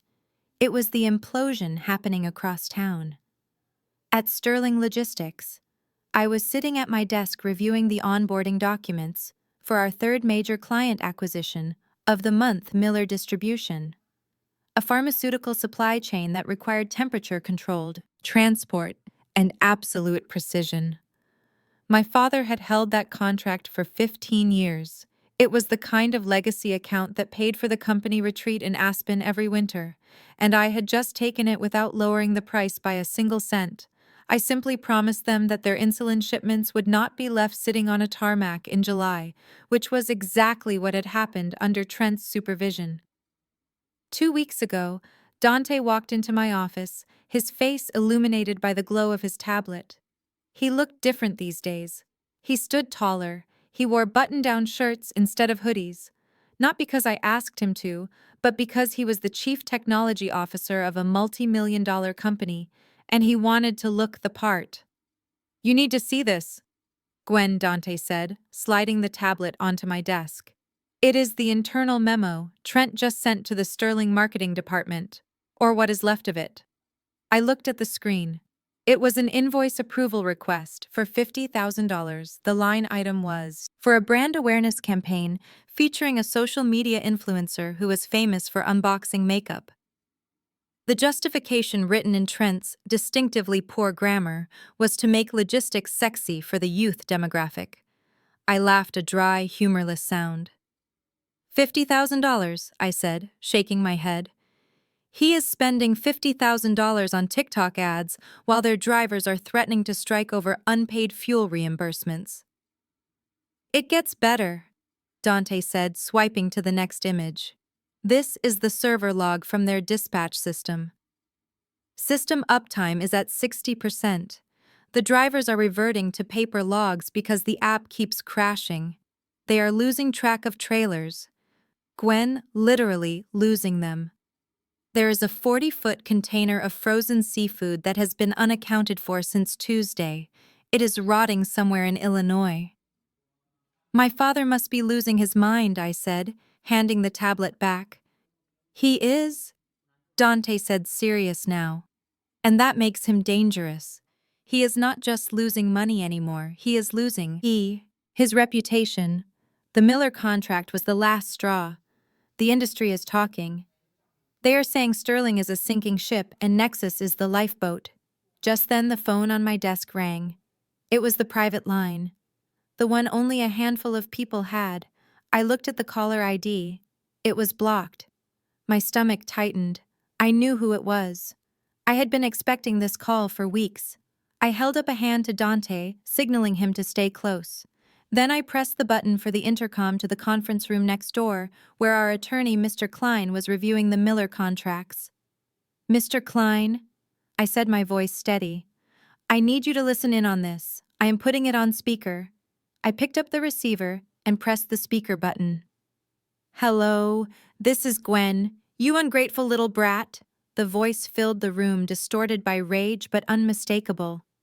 It was Conrad Sterling, my father.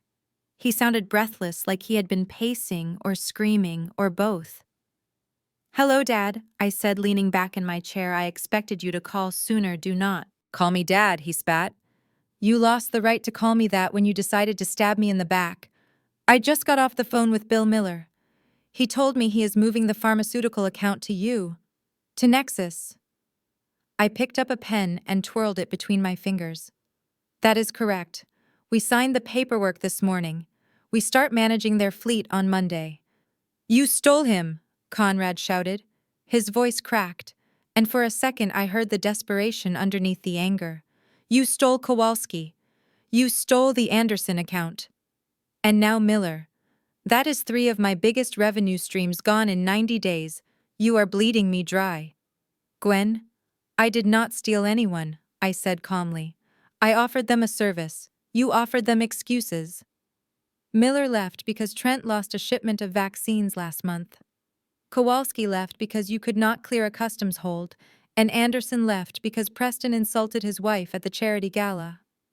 I am not stealing, Dad. I am picking up the pieces you dropped. You are destroying this family. Roared, you are destroying your brother's inheritance. My brother's inheritance. I repeated the words, tasting bitter in my mouth. You mean the money they are embezzling?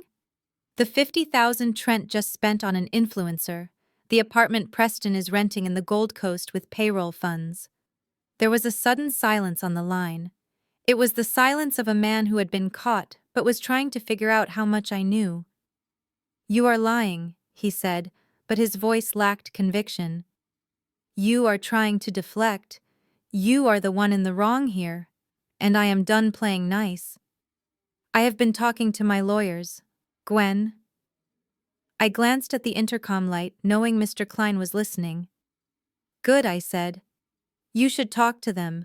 Maybe they can explain to you why your company is insolvent. I am going to sue you, Conrad said, his voice dropping to a menacing growl. I am going to sue you for everything you have. I am going to sue you for corporate espionage, for theft of trade secrets, and for tortious interference, but most of all, I am going to sue you for breach of contract.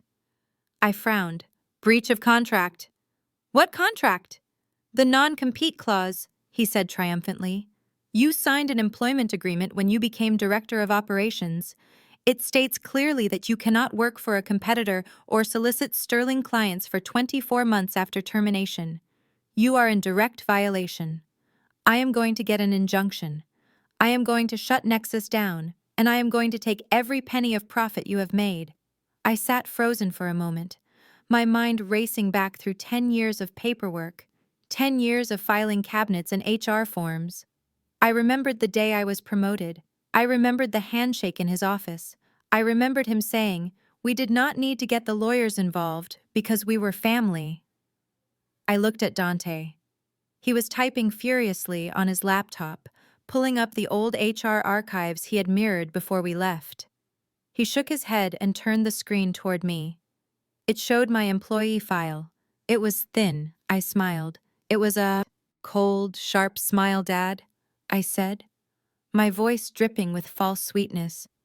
You really should check your own files before you threaten me. I know what I signed, he blustered. I have standard contracts for all executives. Yes, you do, I said. For executives, Preston has a contract. Trent has a contract. Even the janitor has a contract. But I do not. What are you talking about? He demanded. Of course you do. No, I do not, I said, leaning into the speakerphone. You never gave me a contract, Dad. Do you remember why? Because I do. It was 5 years ago. We were in your office discussing my raise. The raise you denied me. You told me that putting me on a formal executive contract would complicate the payroll taxes. You said it was better to keep me classified as an at-will administrative consultant to save money on the benefits package. You wanted to avoid paying the employer side of the FICA tax on my bonus. There was silence again, heavy and suffocating. You kept me off the books as an executive to save yourself $15,000 a year in taxes.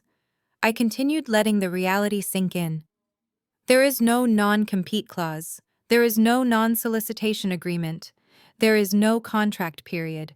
Legally, I was never your director of operations. I was a temp, and a temp is allowed to do whatever she wants. You are lying, he whispered. Check with HR, I said. Oh, wait. You fired the HR director last week in a fit of rage because she could not find the file. Did you not? That is because the file does not exist. You were so cheap, Dad. You were so determined to undervalue me, to keep me small to save a few pennies that you forgot to lock the door. You gave me the keys to the kingdom, and you didn't even bother to change the locks when I left. I heard him breathing ragged, shallow breaths. He was realizing the magnitude of his mistake. He had built his defense on a foundation of his own greed. I will ruin you, he said. But the threat was hollow now. It was the whining of a child who had lost the game. I will tell everyone. Tell them what I interrupted. That you committed tax fraud, that you classified your COO as a secretary to save money. Go ahead, Dad. My lawyer. Mr. Klein is listening to this call right now. He would love to file a countersuit for wage theft and misclassification. I have the hours logged. I have the emails proving I was doing executive work while being paid administrative wages. The IRS awards whistleblowers up to 30% of the recovered taxes. Did you know that Conrad made a sound like he was choking? Gwen, please, he said, his tone shifting instantly from aggression to pathetic pleading. We can work this out. Come back. We can merge the companies. You can run operations. I will fire Trent. I will make Preston apologize. Just stop this. You are killing the company. I am not killing the company, I said, standing up. I am putting it out of its misery. You killed it, Dad. You killed it the day you told me I was just a girl with a hobby. You killed it when you paid Preston double my salary to have an affair. You killed it every time you chose your ego over my competence, Gwen, he begged. It is over, Conrad, I said, using his first name for the first time. It felt like severing the last thread that held me to him. I am not coming back. And I am not stopping. I am going to take every client who is tired of your incompetence, and when Sterling Logistics finally files for bankruptcy, I will be there to buy the trucks at auction pennies on the dollar. I reached out and pressed the button to end the call. The silence that filled the room was not empty, it was heavy with victory. The door to the conference room opened and Mr. Klein walked out. He was a man of few words, a shark in a pinstripe suit. He looked at me with a rare expression of respect. He has no case, Mr. Klein said. You are in the clear. The tax evasion angle is a silver bullet. If he tries to sue, we audit him. He knows it. He won't sue, I said, staring at the phone. He is a bully, and bullies only fight when they think they can win. He just realized he is fighting a war with a stick while I have a tank. Dante spun his chair around. How does it feel? I thought about it. I thought about the years of being overlooked, the years of fixing their mistakes, the years of being told to smile more and talk less. I thought about the $85,000 salary while my brothers bought boats. I thought about the look on Kowalski's face when I saved his shipment. It feels, I said, taking a deep breath, like I am finally getting paid what I am worth. But we were not done. This was just the defense. The phone call had confirmed that Conrad was desperate. And desperate men do reckless things.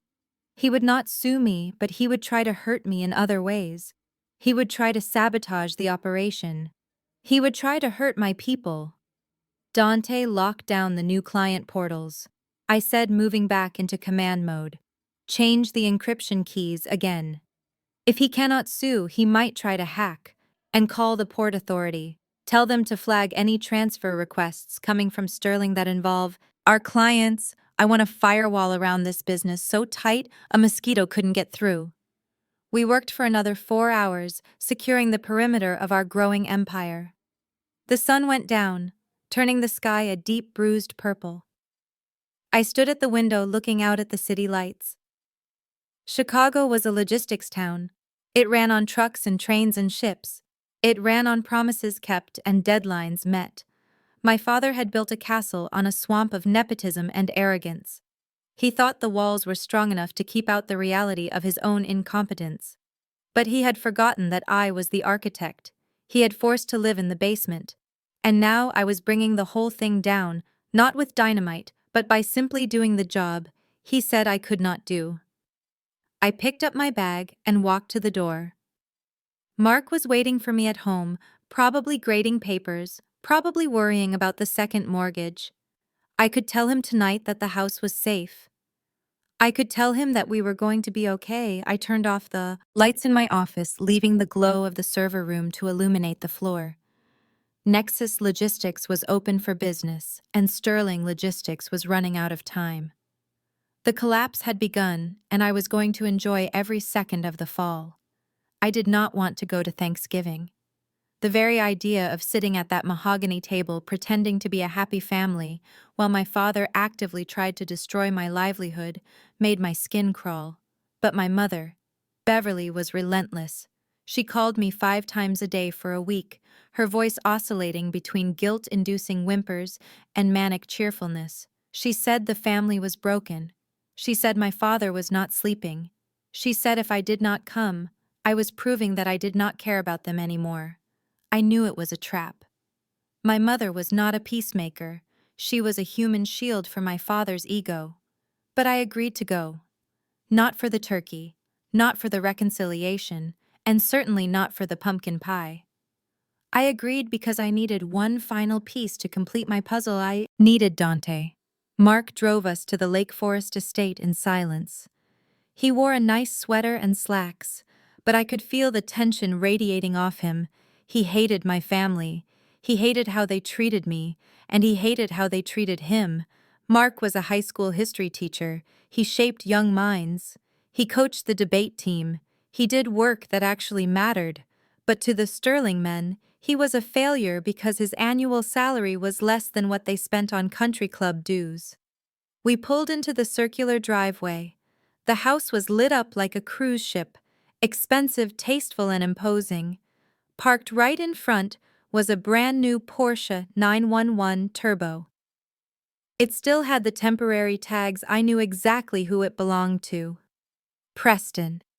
My brother, the director of strategy, who had just bought a $200,000 car with company funds while claiming the budget was too tight for employee raises. We walked to the front door, and before we could even ring the bell, it swung open. My mother stood there wearing an apron over a dress that cost more than my first car. She had a smile plastered on her face that looked like it might crack if she moved too quickly. "Gwen, Mark, you made it." She pulled me into a hug that felt like a vice. She smelled of expensive perfume and anxiety. "Come in, come in. Everyone is in the great room." We followed her inside. The house was exactly as I remembered it. Cold perfection. Every pillow was fluffed, every surface was polished. It felt less like a home and more like a stage set for a play about rich people who hated each other. In the great room, my father sat in his leather armchair, holding a glass of scotch. He did not stand up when we entered.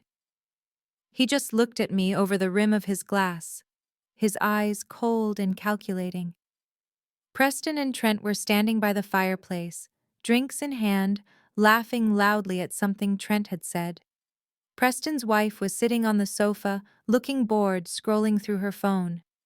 And in the corner, sitting on a small ottoman by himself, was Dante. He looked miserable. He was holding a glass of water, staring at the floor. My sister Lydia was sitting near him, but her body was angled away toward our mother. It was a subtle, physical rejection, but I saw it. Dante was the outsider, the necessary evil, the tech support they tolerated because he kept the lights on, but never fully accepted. Well, look who decided to show up. Preston boomed, his voice slurring slightly. He walked over and clapped Mark on the shoulder with a little too much force. How are you doing, Teach? Still molding the youth of America? Or did they finally replace you with an iPad? Mark smiled, a tight, polite smile. I am doing well, Preston. The debate team is going to state this year. State, Trent laughed, walking over. That is cute. Do you get a trophy for that? Or maybe a gift card to Applebee's? I felt the anger flare in my chest, hot and sharp. I opened my mouth to defend him, but Mark squeezed my hand gently. He did not need me to fight his battles. He knew who he was and he knew what they were. Small men with big bank accounts. Dinner was served in the formal dining room. The table was set with the good china and the silver candlesticks. It was a scene straight out of a Norman Rockwell painting, if Norman Rockwell painted families who were secretly plotting each other's destruction. My father sat at the head of the table, carving the turkey with a surgical precision. The sound of the knife scraping against the platter was the only noise in the room for a long moment. Then the interrogation began. So, Gwen, my father said, not looking up from the bird, I hear you are playing business owner. How is that going? Found any clients yet? Or are you just burning through your savings? We are doing fine, Dad, I said, unfolding my napkin. Nexus. Logistics is growing. Growing. Preston snorted, swallowing a mouthful of wine. Growing what, algae? I heard you are operating out of a warehouse in the West Loop. Classy. I bet the rats are huge. It is a lean operation, I said, keeping my voice calm. We focus on efficiency, not overhead, efficiency. Trent mocked. You mean you cannot afford an office? It is okay, sis. You can admit it, you bit off more than you could chew. You thought you were a big shot because you cleared some customs forms, but running a company, that is man's work. I looked at Trent. He was wearing a watch that cost $10,000, a watch he bought with the bonus he got for a quarter where he lost 3 clients. It is interesting you say that, Trent, I said, considering I just signed the Miller Pharmaceutical account this morning. The room went silent. My fork clinked against my plate. The sound echoed like a gunshot. My father stopped carving. He looked up, his face turning a shade of purple that matched the cranberry sauce. You are lying, he said quietly. I am not. I said, we handle their cold chain distribution starting Monday. You can check your email. Dad, Bill Miller sent the termination notice to Sterling Logistics an hour ago. Preston slammed his hand on the table, making the wine glasses jump. You stole them. You poached our client. I did not poach anyone, I said, taking a sip of water. I offered them a service guarantee. You offered them excuses. They chose competence. My mother made a small, whimpering sound. Please, can we not do this? It is Thanksgiving. Can we just have a nice meal? We are having a nice meal. Mother, I said, I am enjoying the stuffing very much. The rest of the dinner was a minefield. My brothers drank more wine and their insults became less veiled and more vicious. They turned their attention back to Mark, sensing that he was a softer target than me. So Mark, Preston said, leaning back in his chair, his face flushed. How does it feel knowing your wife is the breadwinner? I mean, it must be emasculating, right? You are driving a Honda, and she is out there trying to be a CEO. Mark put his fork down slowly. I am proud of her. Preston, I support her ambition. It is a partnership. A partnership, Trent laughed. That is what people say when they are broke. Look, man, if you need some extra cash, I need someone to clean my pool. I will pay you double your hourly rate. Teaching. Lydia giggled. It was a nervous sound, but it was there. She was laughing at her brothers, mocking her sister's husband. It was the final straw. My father cleared his throat, silencing the table. He looked at me, his expression shifting from anger to a sort of pitying benevolence. "All right, that is enough," he said. He put his knife and fork down. "Listen, Gwen. You have had your fun. You stole a client. You proved you can be a nuisance. I get it. You want attention." I stared at him. "Attention." "Yes," my father said. "You are acting out. You are hurt because I did not give you the raise you wanted, so you are trying to hurt me. But let us be real. This little startup of yours, it is not sustainable. You do not have the capital. You do not have the infrastructure. You are going to crash and burn, and when you do, you are going to drag your husband down with you." He looked at Mark, shaking his head. "I am willing to be the man here, Gwen," my father continued. "I am willing to forgive this little rebellion. Come back to the company. Apologize to your brothers. Return the Miller account. And I will give you a job." I raised an eyebrow. "A job?" "Yes," my father said. "Trent needs an assistant. His workload is increasing with the new marketing initiatives. I will bring you back on as his executive assistant. I will pay you $50,000 a year. It is generous considering the damage you have caused, but you are family. And I take care of family. $50,000 to be an assistant to the brother who deleted the company database, to answer phones for the man who spent 50 grand on TikTok dancers. It was an insult so profound, so calculated that it took my breath away. He wanted to break me. He wanted to humiliate me publicly, to put me in my place beneath the men. I looked around the table. Preston was smirking.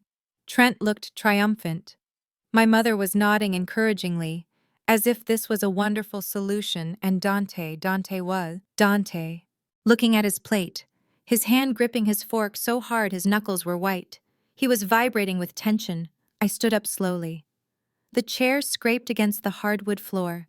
Everyone looked at me, expecting an explosion, expecting tears, expecting me to storm out. Instead, I smiled. It was the smile of a predator who has just trapped its prey. "Thank you for the offer, Dad," I said, my voice steady, "but I think I will pass. I am not looking for a job." "Then what do you want?" my father snapped. "You are running out of options, Gwen." "I am not looking for a job," I repeated. "I am looking for talent." I reached into my purse, which was sitting on the floor beside me. I pulled out a thick, cream-colored envelope. It was sealed with a wax stamp. The Nexus Logistics logo. I turned my body away from my father, away from my brothers, away from my mother. I turned toward the corner of the table. "Dante," I said. Dante looked up, startled. His eyes met mine. "I know you are unhappy," I said, ignoring the gasps from the rest of the table. "I know you are the one keeping that company alive. I know you wrote the code. I know you patched the servers. I know you are the only reason their trucks are still moving, Dante." "Gwen, what are you doing?" my sister Lydia hissed. I ignored her. I held the envelope out to Dante. "This is an offer letter," I said, formal and loud enough for everyone to hear. "I am offering you the position of Chief Technology Officer at Nexus Logistics. The starting salary is $200,000 a year. You will receive 10% equity in the company, vesting immediately. You will have full autonomy over the tech stack. You will have a budget to build your own team, and you will never, ever have to fix a printer again." The room went dead silent. You could hear a pin drop, a $200,000 salary. Equity, respect. It was everything he had never received at Sterling. Dante stared at the envelope. He looked at me. Then he looked at Lydia. Then he looked at my father. My father laughed. It was a nervous, forced sound. "Do not be ridiculous, Dante. You are not going to work for her. She does not have that kind of money. She is bluffing. Sit down and eat your turkey." Dante stood up. He stood up slowly, unfolding his frame. He was a tall man, but he had spent years shrinking himself, making himself smaller to fit into their narrow view of him. He did not look small now. He reached out and took the envelope from my hand. "You cannot be serious," Preston shouted. "You are going to leave us for her. You are the IT guy. You fix computers. You are not a CTO. Dante looked at Preston. He looked at him with a cold, dispassionate gaze. I am not the IT guy. Dante said, his voice deep and resonant. I am the architect. I built your system. Preston, I built the routing algorithm that saves you $3 million a year. I built the firewall that keeps your data safe. I built the automated billing system that pays for your Porsche. And you treat me like I am the janitor. He turned to my father. And I am done, he said. I am done being overlooked. I am done being underpaid. But mostly Conrad. I am done with the disrespect. My father's face was purple. Disrespect. I gave you a job when nobody else would. I let you marry my daughter. You let me. Dante laughed a bitter, sharp sound. You tolerate me. And I know what you call me when I am not in the room. My mother gasped. Dante, please no. Dante cut her off. I heard you, Conrad. Last Christmas, you thought I was in the garage. You were talking to Uncle Jerry. You called me the affirmative action hire. You called me that boy. You said Lydia ruined the bloodline by marrying me. The silence that followed was heavy and suffocating. Lydia looked down at her lap, tears streaming down her face. She knew, she had always known, and she had stayed silent. I have a master's degree in computer science from MIT. Dante said, his voice shaking with suppressed rage. I am the smartest person in this room, and you treat me like a diversity quota. He threw his napkin onto the table. It landed right in the middle of the gravy boat, splattering brown sauce onto the pristine white tablecloth. I accept your offer, Gwen, Dante said. He did not look at Lydia. He did not look at my parents. He looked at me. I quit, effective immediately. You cannot quit, my father roared, slamming his fist on the table. You have a contract. You have responsibilities. The system. The system is yours now, Dante said coldly, and good luck with it. The passwords are in my head, and the admin access. It resets at midnight tonight. If you do not have the encryption key, the whole thing locks down, security protocol. And guess who has the key? He tapped his temple. I suggest you call tech support. Oh, wait, you just fired him. My father looked like he was having a stroke. His mouth opened and closed, but no sound came out. He realized in that moment what had just happened. He had not just lost an employee. He had lost the keys to his kingdom.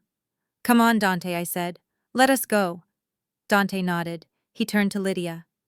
Are you coming? Lydia looked at her parents. She looked at the house, the wealth, the security. She looked at her husband, the man who had just reclaimed his dignity. Lydia, I said softly, he is offering you a way out. Take it. Lydia stood up. She was shaking. She wiped her tears and looked at our mother. I am sorry, Mom, she whispered. But he is right. You guys are awful. She grabbed her purse and walked to Dante's side. He put his arm around her. Get out! My father screamed. Get out of my house, all of you! You are dead to me! Do you hear me? Dead! We walked out of the dining room, leaving the turkey uncarved, the wine undrunk, and the family shattered. We walked out the front door, past the Porsche, past the manicured lawn, into the cold night air. As we reached the driveway, Mark put his arm around my waist. That was, he said, letting out a long breath, intense. That was necessary, I said. Dante looked at me in the moonlight. He looked like a man who had just been released from prison. Thank you, he said simply. Do not thank me, I said. You are worth every penny. Now let us go. We have a company to run. We got into our cars and drove away behind us. The lights of the Sterling estate seemed to dim. In that dining room, the panic was setting in. Trent was probably trying to log into the server right now, realizing his password did not work.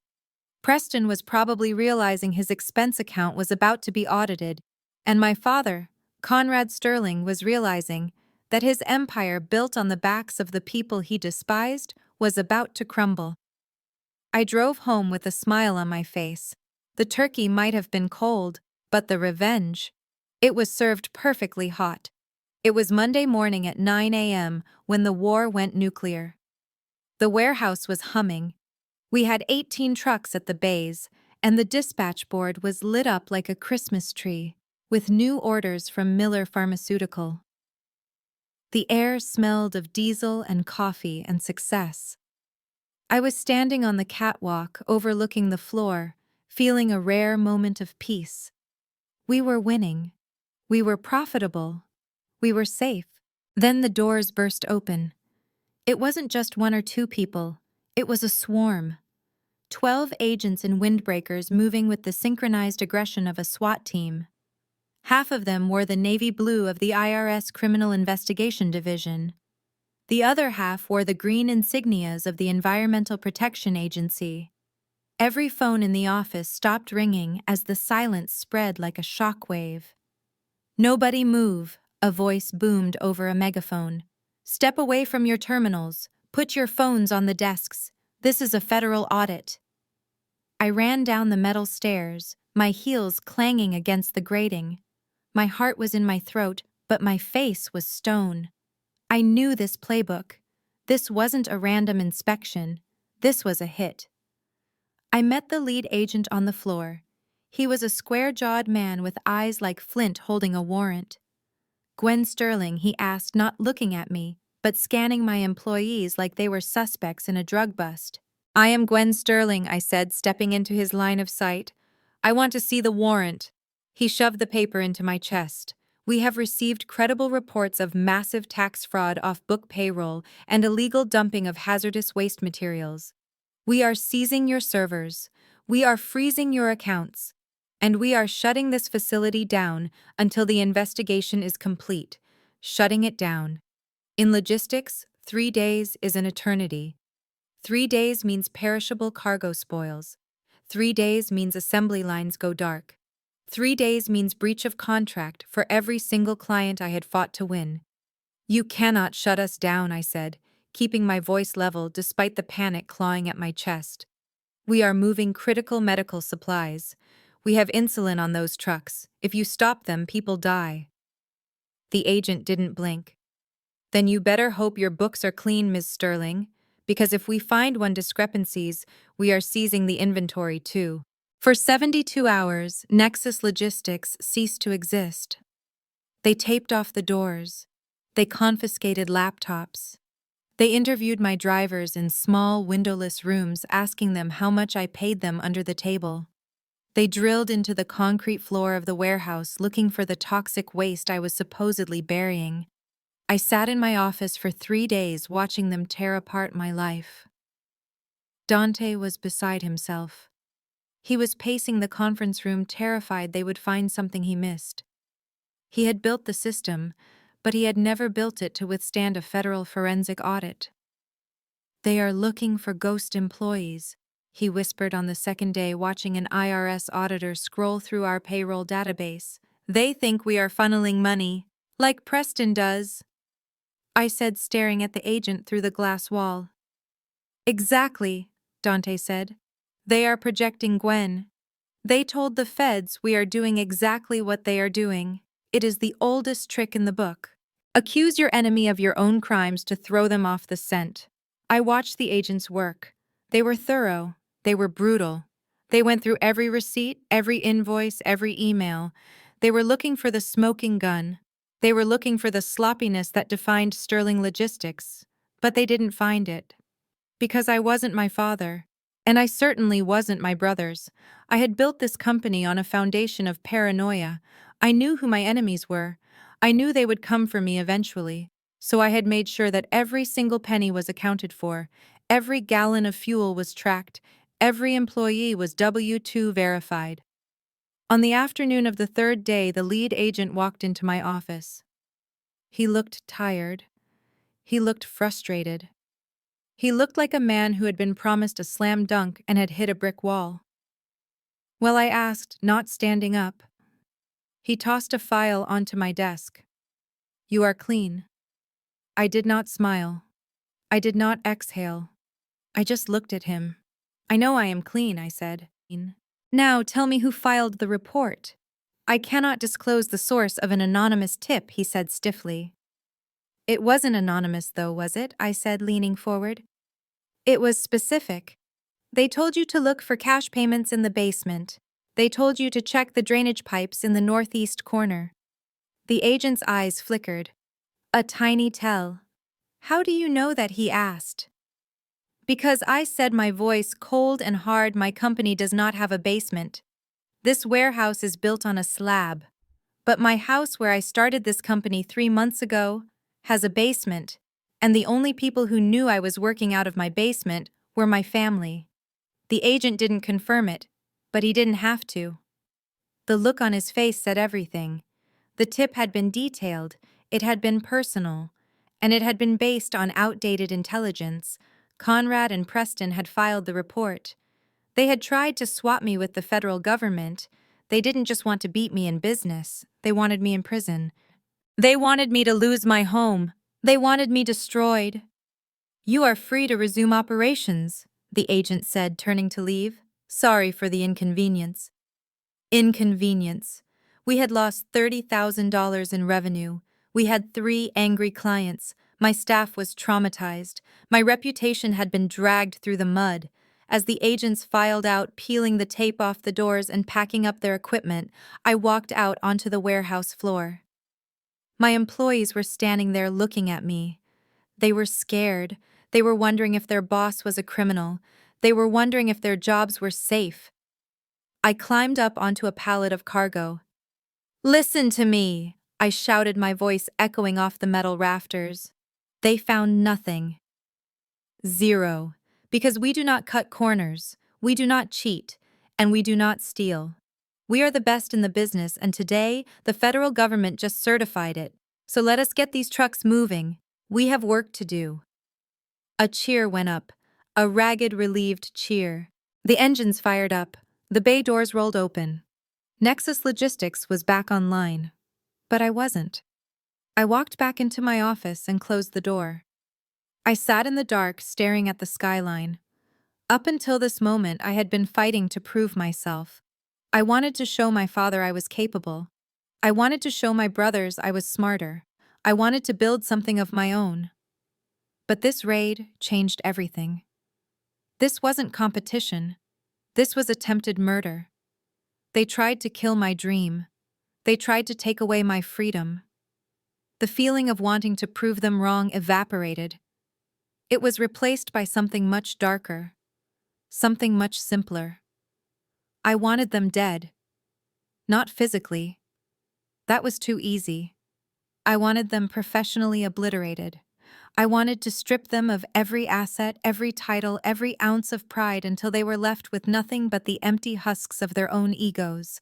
I didn't just want to win anymore. I wanted to conquer. I picked up the phone. I dialed a number I had been carrying in my wallet for weeks.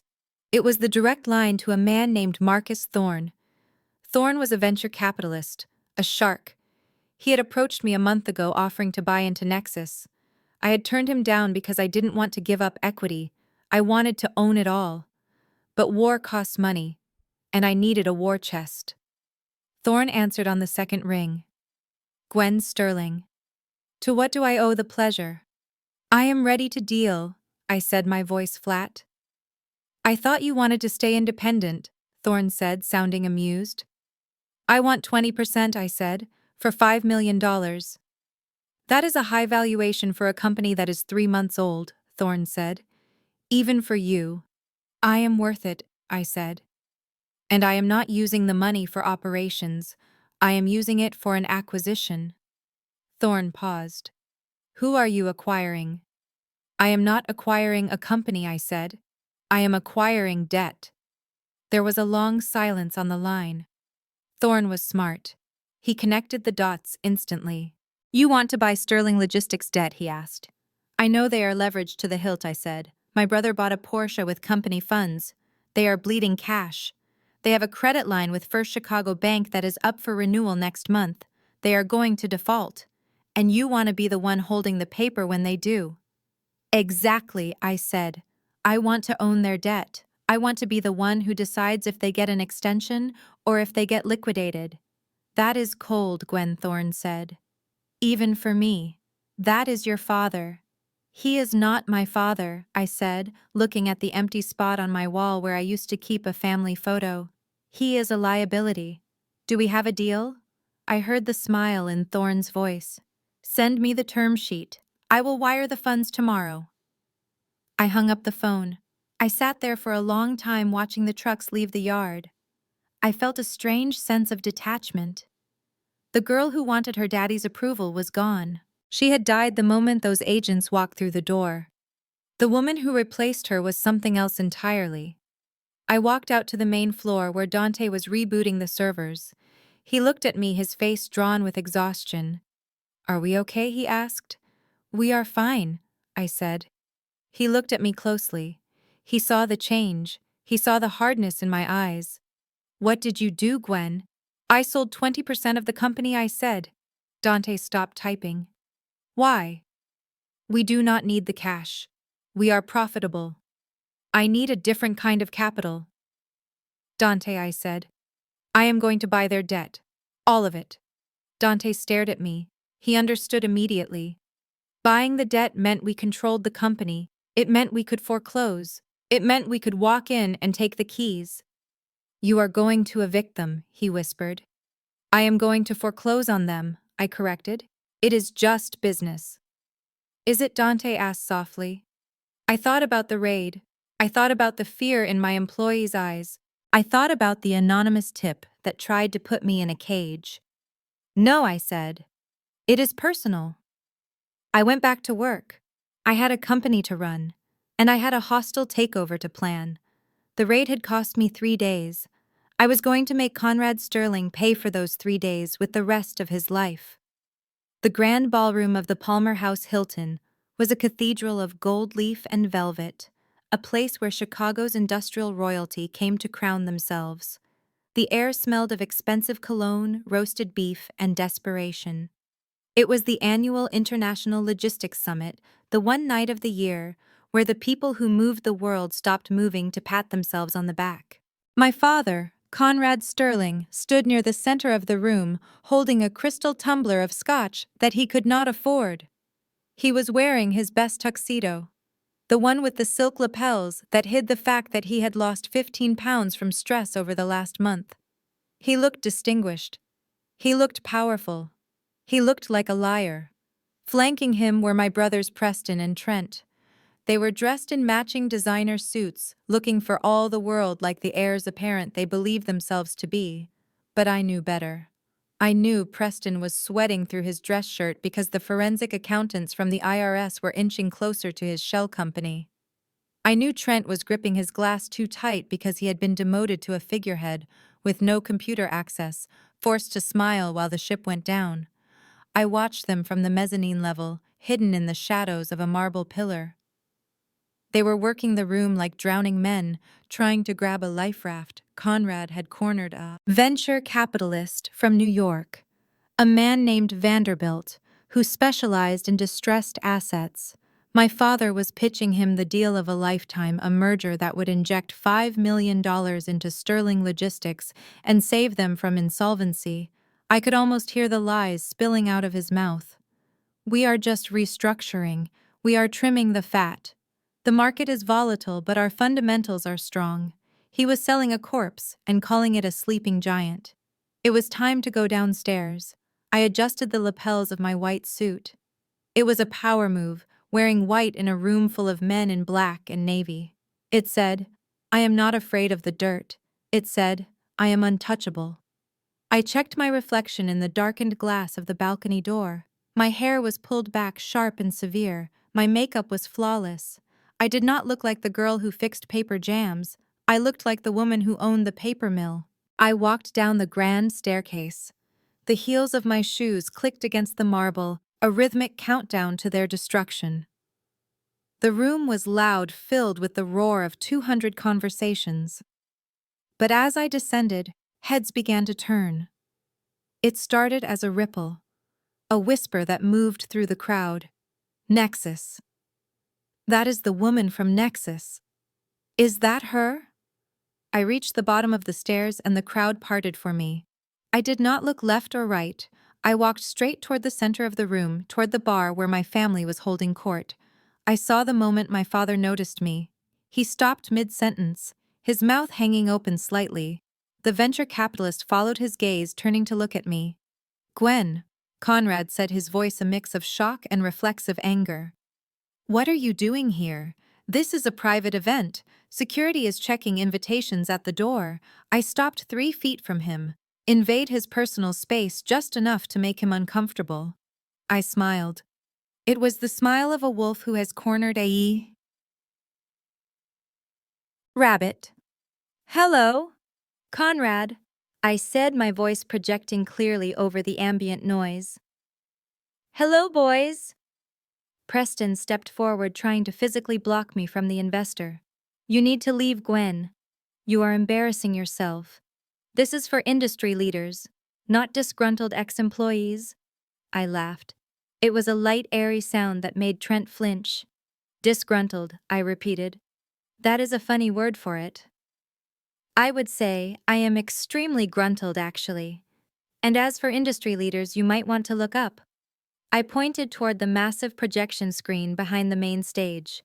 For the last hour, it had been cycling through the logos of the silver and gold sponsors, generic corporate branding that no one paid attention to.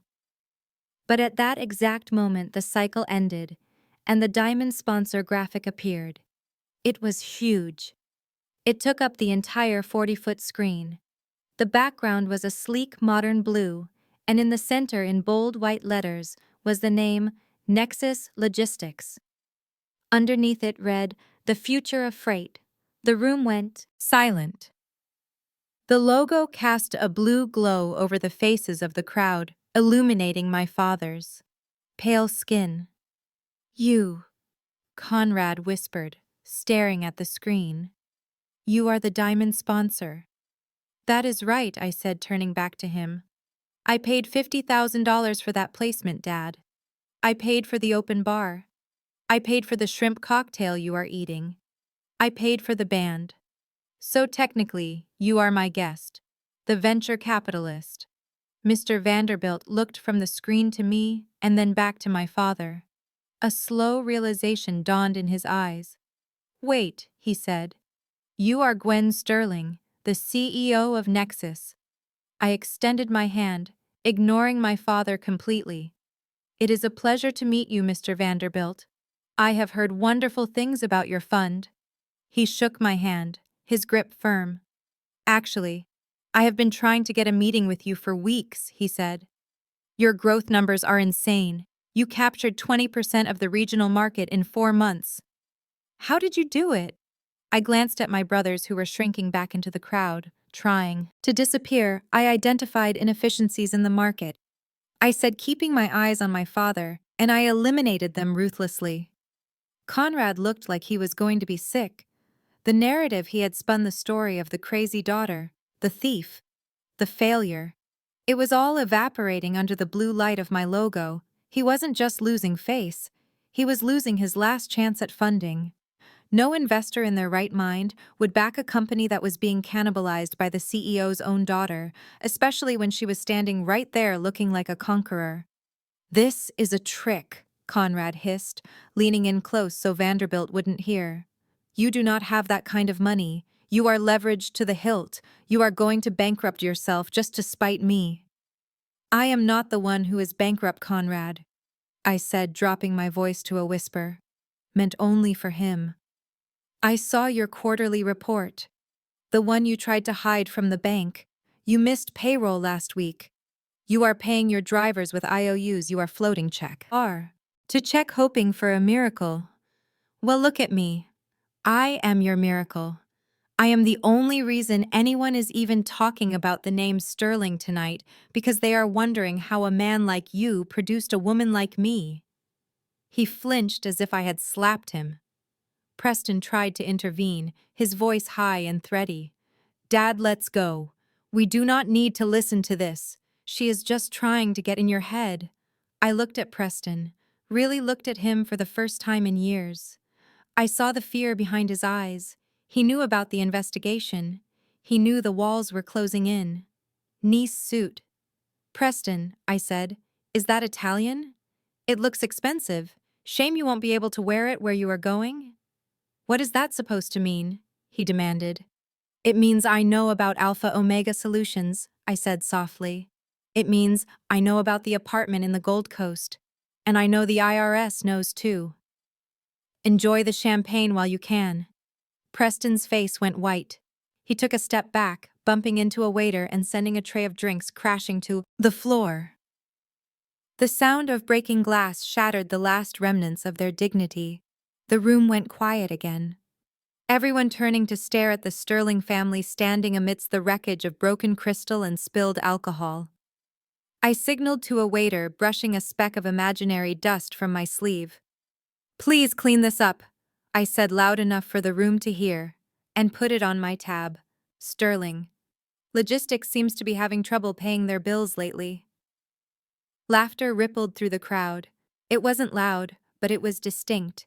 It was the sound of respect shifting. It was the sound of the old guard dying and the new guard taking the throne. My father looked around the room, his eyes darting from face to face. He saw the smirks. He saw the whispers. He saw his peers, the men he had golfed with for 30 years, turning their backs on him. He realized in that moment that he wasn't the king anymore. He was the jester. You will pay for this, he snarled, his voice shaking. You think you are smart. You think you have won. You have not won anything. This is my town. It was your town, I corrected, stepping closer until I was toe to toe with him. Now it is my market, you just live in it. And by the way, I suggest you stick around for the keynote speech. I have a special announcement prepared. It concerns the future of Sterling Logistics. I think you will find it very educational. I turned my back on him, dismissing him completely. I turned to Mr. Vanderbilt, who was watching the scene with rapt attention. Shall we get a drink? I asked. I have some ideas about supply chain integration. I would love to run by you. Vanderbilt offered me his arm. Absolutely, Ms. Sterling. Lead the way. I walked away, leaving my father and brothers standing in the puddle of spilled champagne under the giant glowing logo of the company I built. They looked small. They looked obsolete. They looked like the past. I walked toward the stage, my heart beating a steady rhythm of triumph. I wasn't just a sponsor, I was the executioner, and the blade was about to fall. The keynote address was scheduled for 8 p.m., and my father took the stage with the desperate swagger of a man who knew he was walking the plank. Conrad Sterling adjusted the microphone, tapping it twice. The sound boomed through the ballroom, silencing the whispers. He smiled, his teeth white and predatory, trying to project the image of the industry titan he had been 10 years ago. Ladies and gentlemen, he began, his voice smooth and practiced. Thank you for being here tonight. I know there have been rumors, whispers about the stability of Sterling Logistics, but I am here to tell you that the rumors are just that. Rumors. We are stronger than ever. We are on the verge of a strategic partnership that will redefine the Midwest supply chain. We are not just surviving, we are evolving. I stood in the wings, just out of his sightline, watching him lie. He was good at it. He had been lying to himself for years, lying to his clients and lying to me. But tonight the audience was not buying it. I could see the investors shifting in their seats, checking their phones, exchanging skeptical glances. They knew the numbers, they knew the industry was small, and secrets did not stay secret for long. Conrad gestured toward the screen behind him, where a graph showed a projected revenue spike that was pure fiction. My sons Preston and Trent have spearheaded a new initiative. He continued, pointing to my brothers who were standing by the stage looking like deer in headlights. This initiative will streamline our operations and cut costs by 20%. We are leaner, we are meaner, and we are ready for the future. It was almost tragic. He was talking about the future while standing in the wreckage of his past. He did not know that the IRS was currently reviewing the shell company Preston used to pay his mistress. He did not know that the EPA was finalizing a fine for the waste dumping allegations he had tried to pin on me. And he certainly did not know who was sitting in the third row. A man stood up in the middle of the ballroom. The movement was sudden and aggressive, drawing every eye in the room. It was not a heckler. It was Mr. Henderson, the senior vice president of commercial lending at First Chicago Bank. He was wearing a gray suit that cost more than my car, and he did not look happy. He held a tablet in his hand, and his face was set in a mask of professional fury. Mr. Sterling Henderson said, his voice cutting through the amplified audio of the sound system. "I am going to have to stop you right there." Conrad froze on stage. He shielded his eyes against the spotlight, trying to see who had interrupted him. "Excuse me," he said, his smile faltering. "We are in the middle of a presentation. If you have questions, please save them for the Q&A session." "This is not a question," Henderson said, walking into the center aisle. "This is a notification. You have ignored our calls for 3 weeks, Conrad. You have missed 3 consecutive payments on your revolving credit line. You are in default." A gasp rippled through the room. This was the ultimate taboo. In the world of high finance, you did not talk about debt in public. You handled it behind closed doors over scotch and cigars. For a banker to interrupt a keynote speech meant things were not just bad, they were catastrophic. Conrad gripped the podium, his knuckles turning white. "Sir, this is inappropriate. We can discuss this."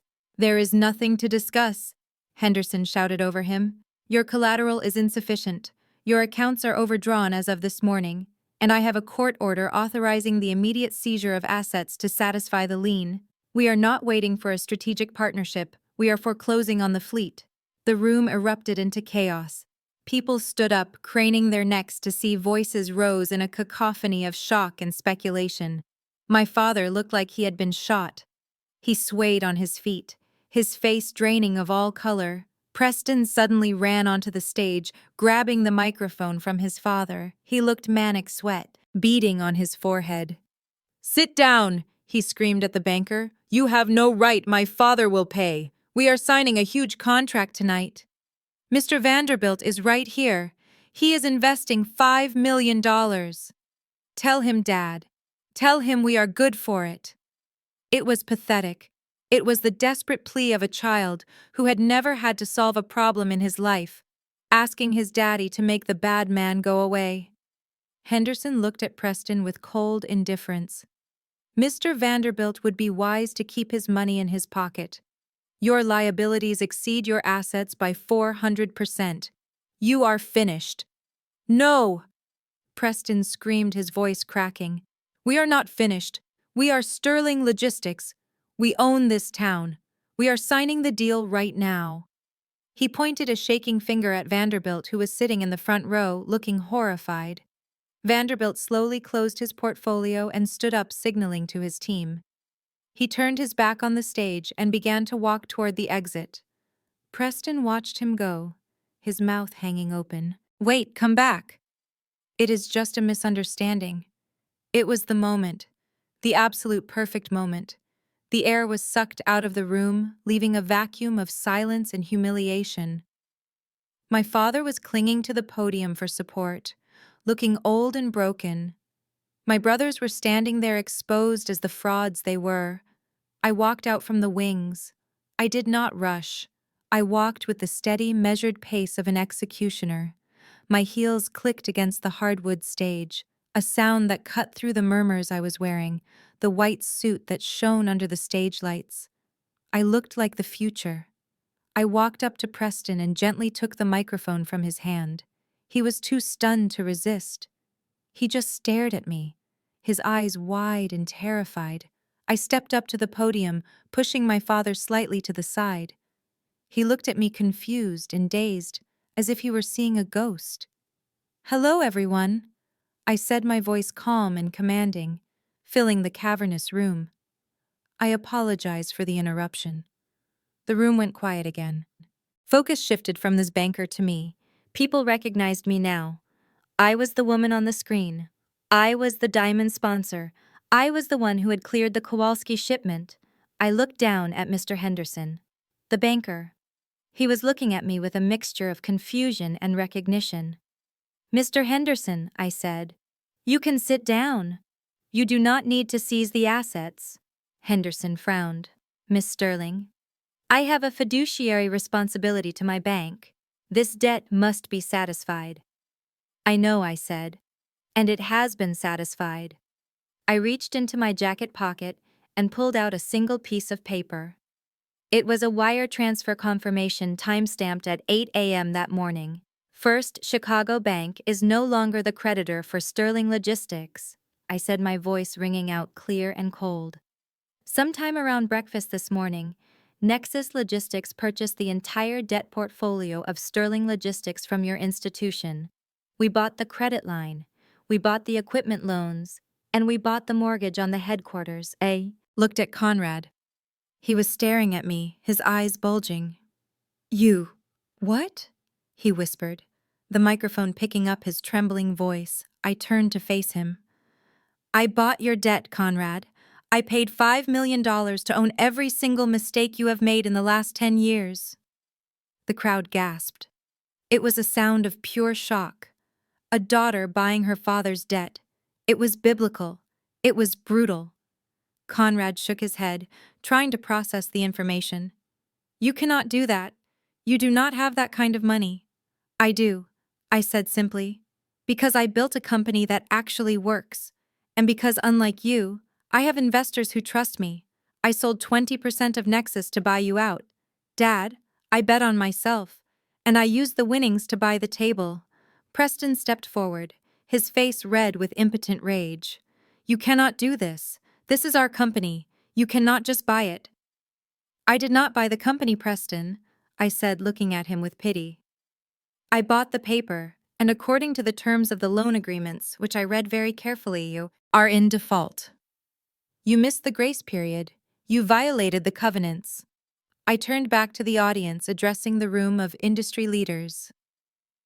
As the primary creditor and holder of the liens, I am exercising my right to accelerate the debt. Since Sterling Logistics does not have the liquidity to pay the $5 million owed immediately, I am declaring the company insolvent. No! Conrad shouted, lunging for the microphone, but he stumbled and caught himself on the podium. You cannot declare us insolvent. We have assets. We have trucks. Assets that I now own. I cut him off.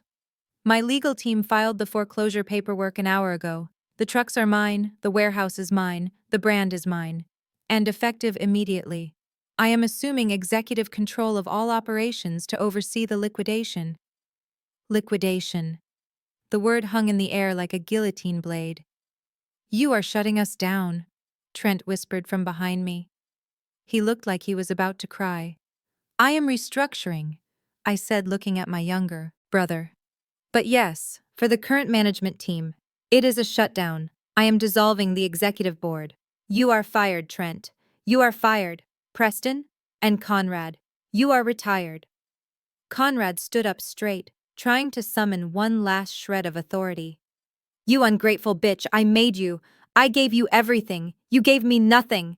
I roared back, my voice, finally breaking through the calm facade, losing the cool professional tone, and letting the fire show. You gave me a desk in the hallway. You gave me half the salary of these idiots. You gave me your coffee orders while I ran your business. You told me I was a waste of money. You told me to go home and play house. Well, Dad, I am not playing house anymore. I am playing Monopoly. And I just bought Boardwalk. I pointed to the screen behind me.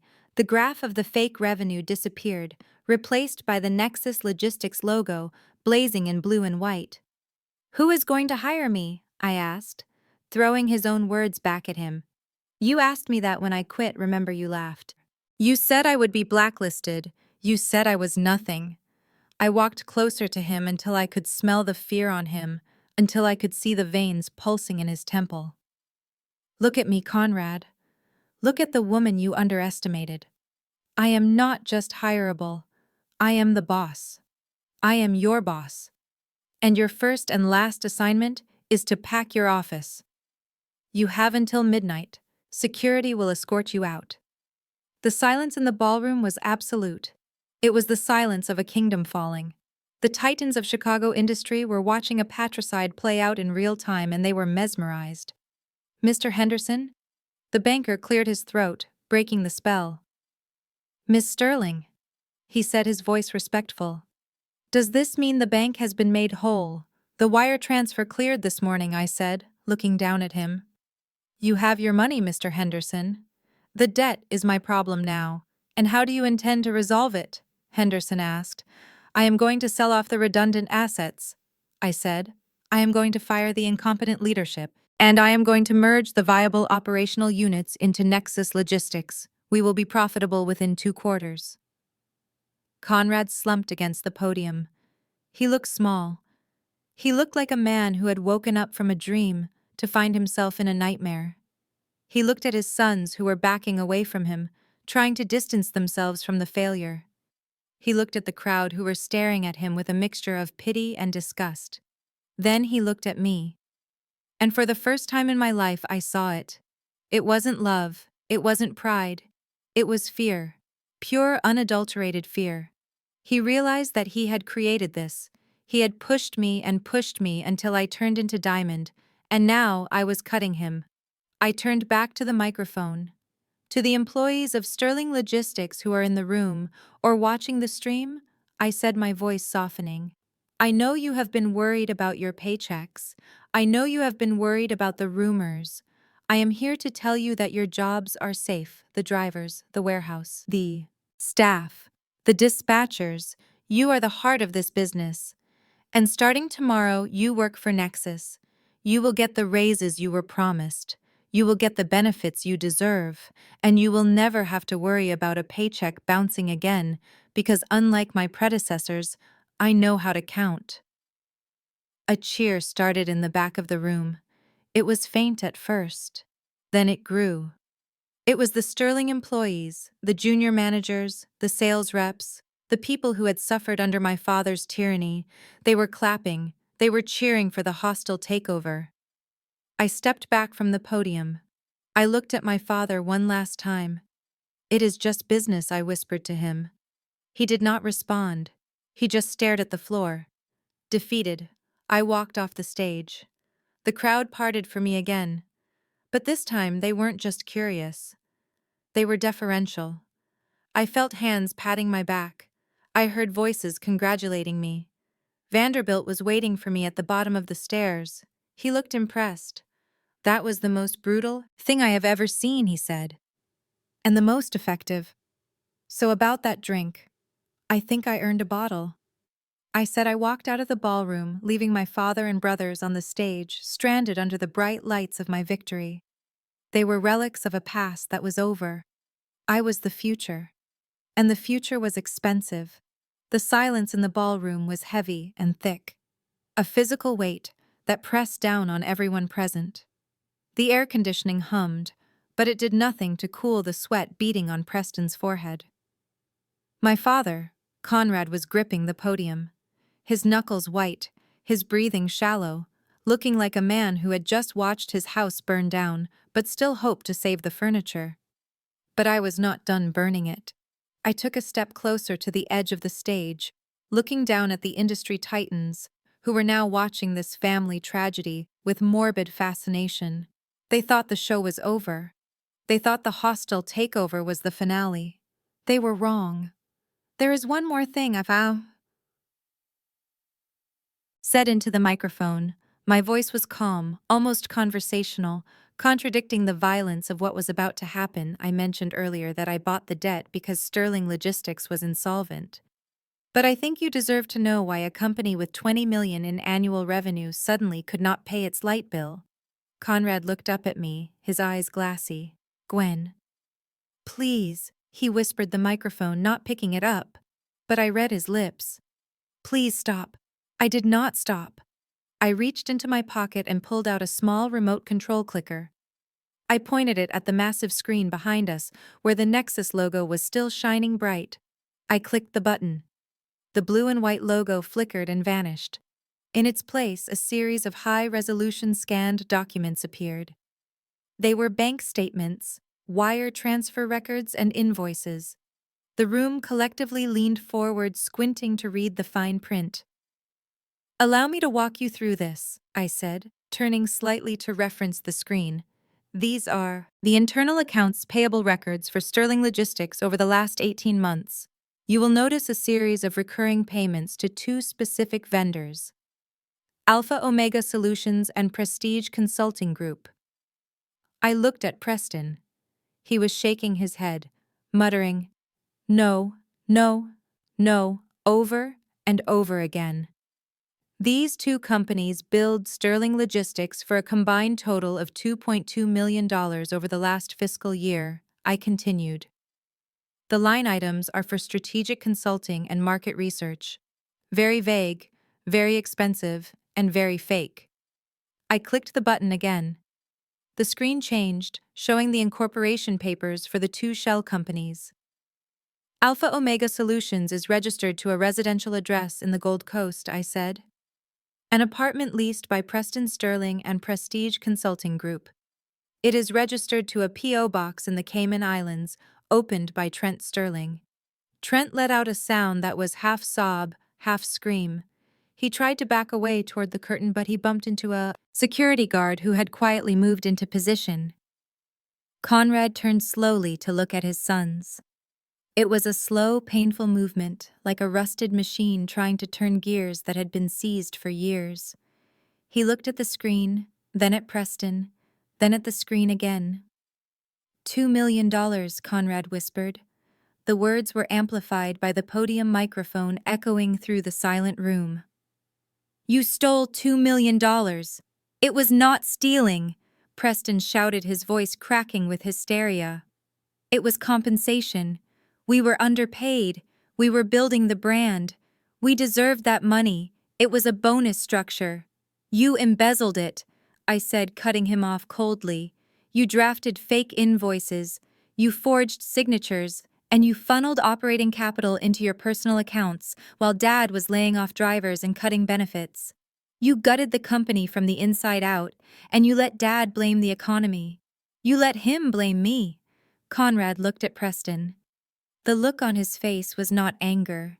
It was heartbreak. It was the look of a man realizing that the idols he worshipped were made of mud. I trusted you, Conrad said, his voice breaking. I gave you everything. I gave you the titles. I gave you the salaries. I gave you my legacy. And we took it. Preston snarled, his fear turning into viciousness. Because you are an old man, Dad. You are a dinosaur. You were running the company into the ground anyway. We just took our share before the ship sank. The admission hung in the air, toxic and undeniable. I clicked the button one last time. The screen changed to a video file. It was grainy security footage from the server room, time-stamped 3 days ago. It showed Trent plugging a drive into the main server, his hands shaking, wiping the client database. And this, I said, is Trent deleting the company assets to cover his tracks. He destroyed the client database, hoping that if there were no records, no one would notice the missing money. But he forgot one thing. Dante, our former head of IT, had a mirror backup, and Dante gave everything to the authorities. The authorities. The words caused a ripple of movement at the back of the ballroom. The heavy double doors swung open and the sound of heavy boots marching on marble filled the room. 6 agents wearing jackets emblazoned with FBI and IRS entered the room. They did not run. They did not shout. They moved with the terrifying calm of people who have already won. Preston saw them and tried to run. He scrambled toward the side exit, pushing past a waiter, but 2 agents were already there, blocking the path. They grabbed him by the arms, spinning him around. Preston Sterling, an agent, announced, his voice booming. You are under arrest for wire fraud, tax evasion, and grand larceny. Get off me! Preston screamed, thrashing against their grip. Do you know who I am? My father owns this town. Dad, tell them to let me go. Conrad did not move. He stood frozen at the podium, watching his golden boy being manhandled like a common criminal. 2 other agents approached Trent on the stage. Trent did not fight. He collapsed to his knees, sobbing, putting his hands up in surrender. Please, he wept. It was Preston's idea. He made me do it. I just wanted the money for the boat. I did not mean to hurt anyone. The agents pulled him up, roughly, pulling his arms behind his back. The sound of the handcuffs ratcheting shut was sharp and loud. Click, click, click. It was the sound of the Sterling legacy dying. I stood center stage watching it all. I did not feel joy. I did not feel sadness. I felt a cold, clinical satisfaction. It was a surgical procedure, removing a cancer that had been killing the host for years. The agents marched my brothers through the center aisle. The crowd parted in silence, watching the spectacle. The flash of cameras went off, blinding white lights capturing the fall of the Sterling brothers. For the morning papers, Preston was still screaming threats as they dragged him out, screaming that he would sue, screaming that it was a setup. But Trent was silent, his head hanging low, weeping, onto his expensive silk tie.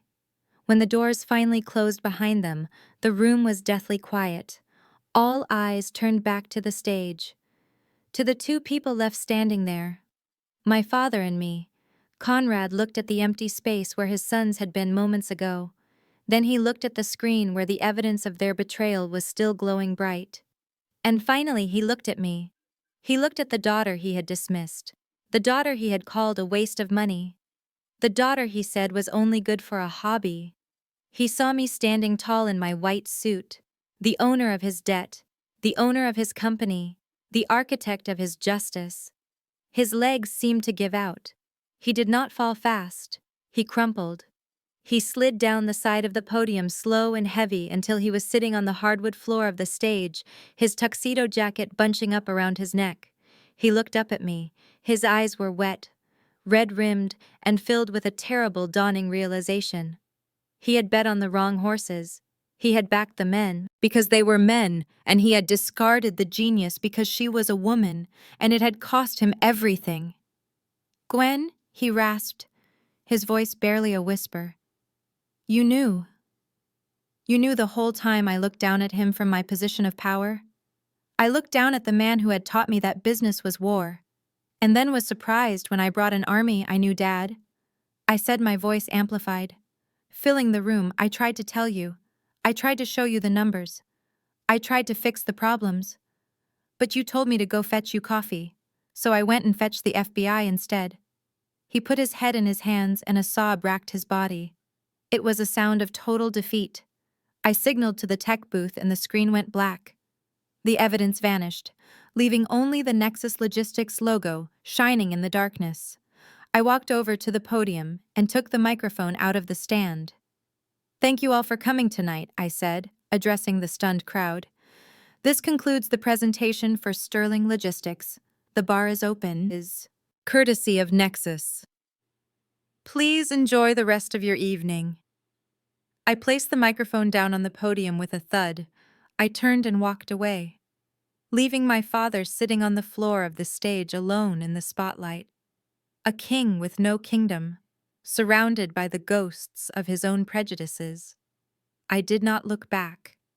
I walked down the stairs into the crowd, into the future, into the empire I had built from the ashes of his mistakes. The foreclosure auction of the Lake Forest estate was swift and brutal. It was not the social event of the season my mother had always dreamed of hosting. It was a funeral for a lifestyle built on smoke and mirrors. I stood at the back of the crowd, watching as the auctioneer sold the mahogany dining table where my father had sneered at my husband. It went for a fraction of its value to an antique dealer from Wisconsin. The bank took the rest. The equity had been eaten alive by the liens I enforced and the legal fees they could not pay. My parents were given 48 hours to vacate the premises. I watched from my car across the street as the movers loaded the few boxes they were allowed to keep. There was no Porsche in the driveway anymore. The repo man had taken that 3 days ago along with Trent's boat and my mother's jewelry.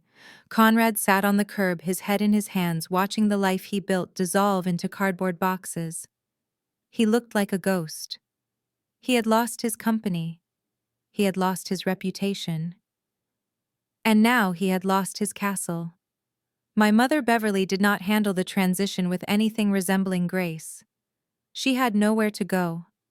Her friends at the country club had stopped returning her calls the moment the FBI raided the office.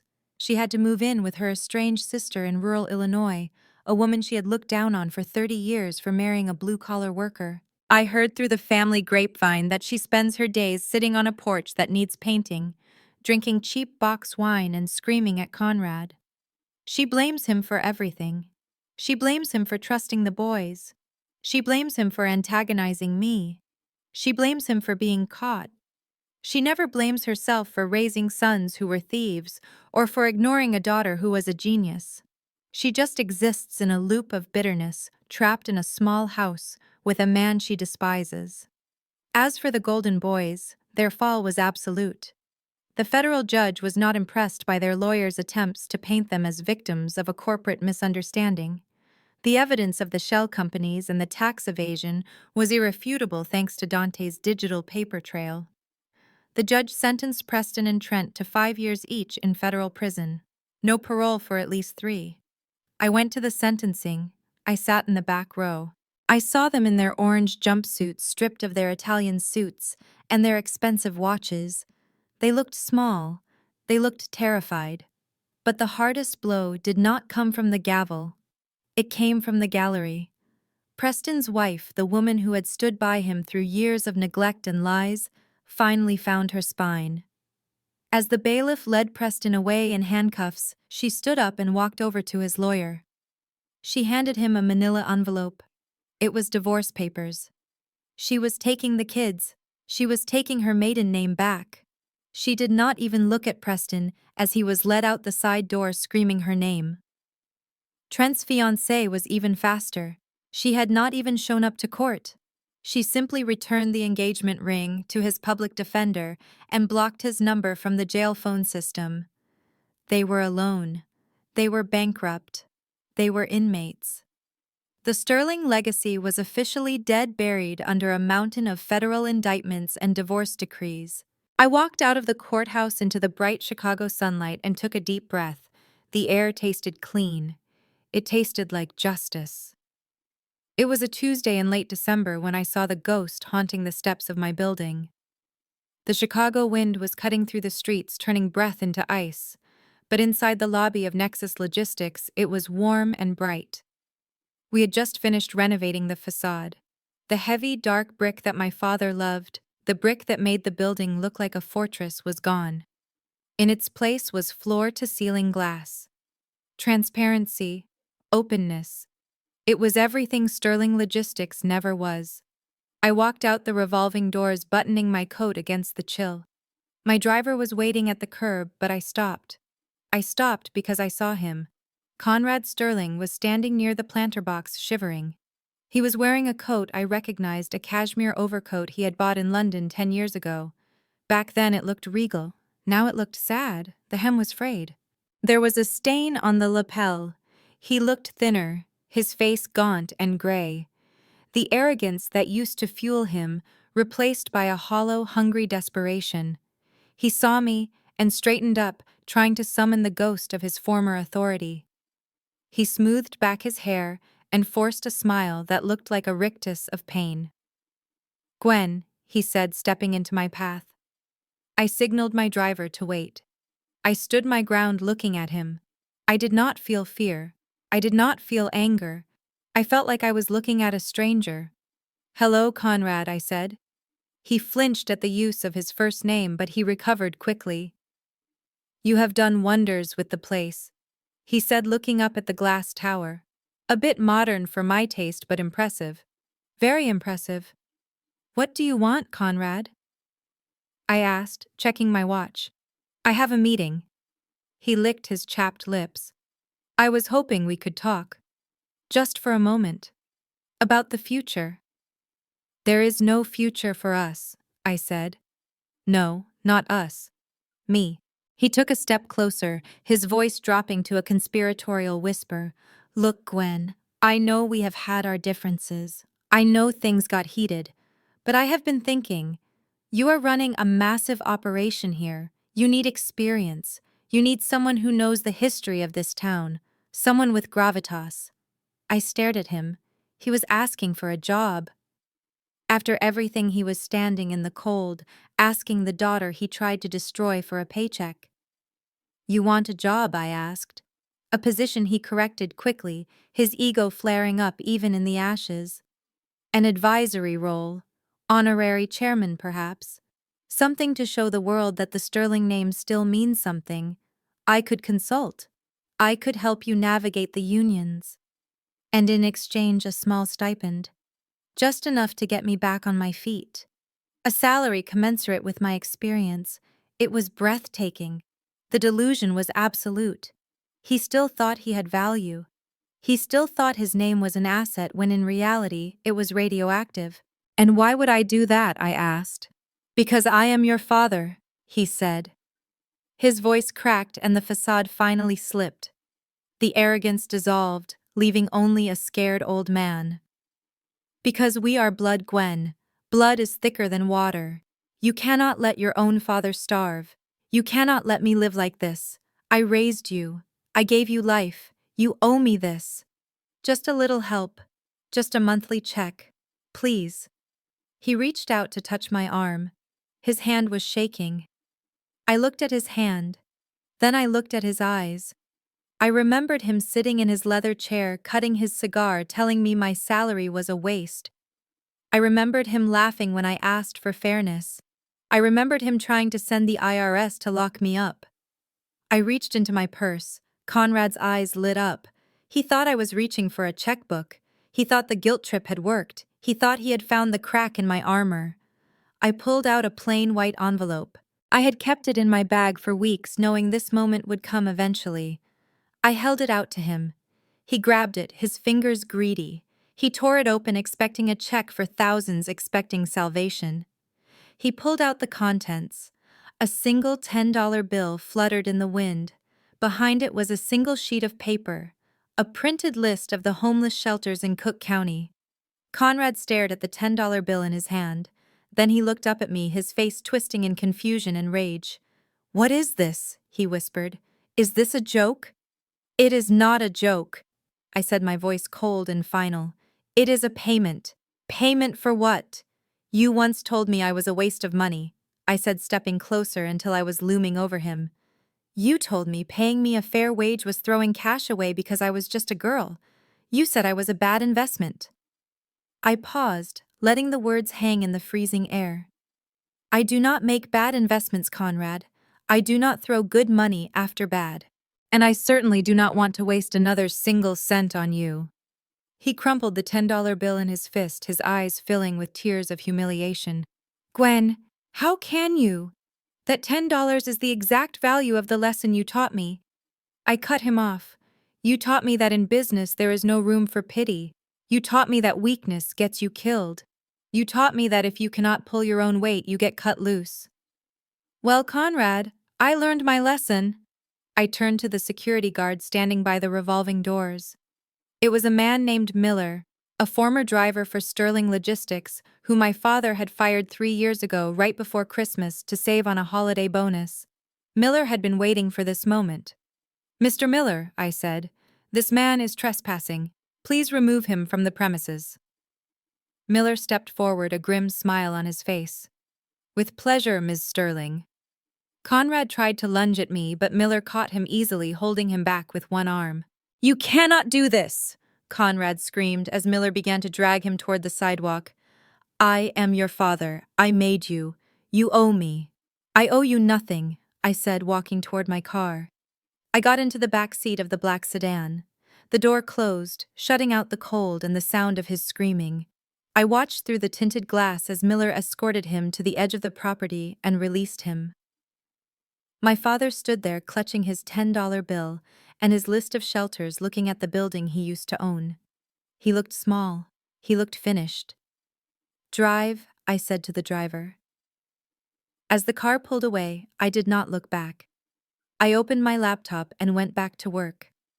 I had a company to run. And I wasn't going to waste any more time on bad investments. Music. It was quiet in the corner office. For 30 years, this room had smelled of cigar smoke and stale scotch. It had been a place where people came to be yelled at, where egos were stroked and dreams were crushed. Now it smelled of fresh paint and possibility. The heavy velvet curtains were gone, replaced by sheer blinds that let the Chicago sun flood the room. I walked over to the wall behind the desk. There was one last thing left to do. Hanging there in a heavy gold frame was a portrait of Conrad Sterling. He was scowling at the painter, looking like a man who owned the world and hated everyone in it. I reached up and lifted the frame off the hook. It was heavy, burdened by the weight of his self-importance. I set it on the floor facing the wall. The rectangle of paint behind it was a shade lighter than the rest of the room, a ghost of the time he had occupied this space. I picked up a new frame from my desk. It was simple, sleek, and modern. Inside was a photograph taken at our company launch party. It showed me standing next to Dante, who was laughing with his arm around my sister Lydia. Behind us was our team, the drivers, the dispatchers, the coders, men and women of every color, every background. People who had been judged by their skills, not their last names. I hung the picture on the hook, covering the ghost of my father. I stepped back and looked at it. This was what leadership looked like. It did not look like a man in a tower shouting orders. It looked like a team building something together. The door opened, and Dante poked his head in. "Everyone is waiting for you in the conference room." "Boss? The champagne is getting warm." I smiled. "I am coming." I walked to the door, pausing one last time to look at the office that was finally mine. They say blood is thicker than water. They say family comes first. But sometimes the blood is toxic. Sometimes it poisons you slowly, making you weak, making you small, making you doubt your own worth. And when that happens, you have to make a choice. You have to bleed it out to save the body. I chose to bleed it out. I chose to cut the ties. And standing here in the light of my own success, I knew I had made the right call. I chose to survive. Here is the lesson learned from my journey, followed by a call to action. The most profound lesson I learned from dismantling my father's empire wasn't about logistics or hostile takeovers. It was about the dangerous cost of waiting for permission to be seen. For a decade, I believed that if I just worked harder, fixed more disasters, and remained loyal, my family would eventually recognize my value. I was wrong. I learned that you cannot earn respect from people who profit from your silence. My father and brothers didn't undervalue me because they were blind to my skills.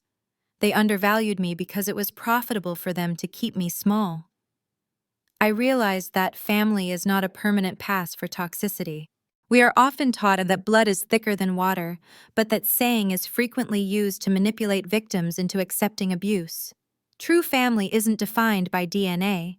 It is defined by mutual respect, shared struggles, and genuine support. My real family turned out to be the husband who risked our home for my dream and the brother-in-law who coded in a basement to help me win. Furthermore, I discovered that competence is the only leverage that matters. My brothers had the titles, the suits, and the arrogance, but they didn't know how the machine worked. I did. When I stopped seeking their validation and started trusting my own expertise, the power dynamic shifted instantly. I learned that burning a bridge isn't always a tragedy. Sometimes it's a necessary act of demolition to prevent your enemies from following you into your future. I chose to stop begging for a seat at their table and built my own instead. If you have ever had to cut off toxic family members to save your own future, hit that like button and subscribe for more stories about finding strength in the face of betrayal.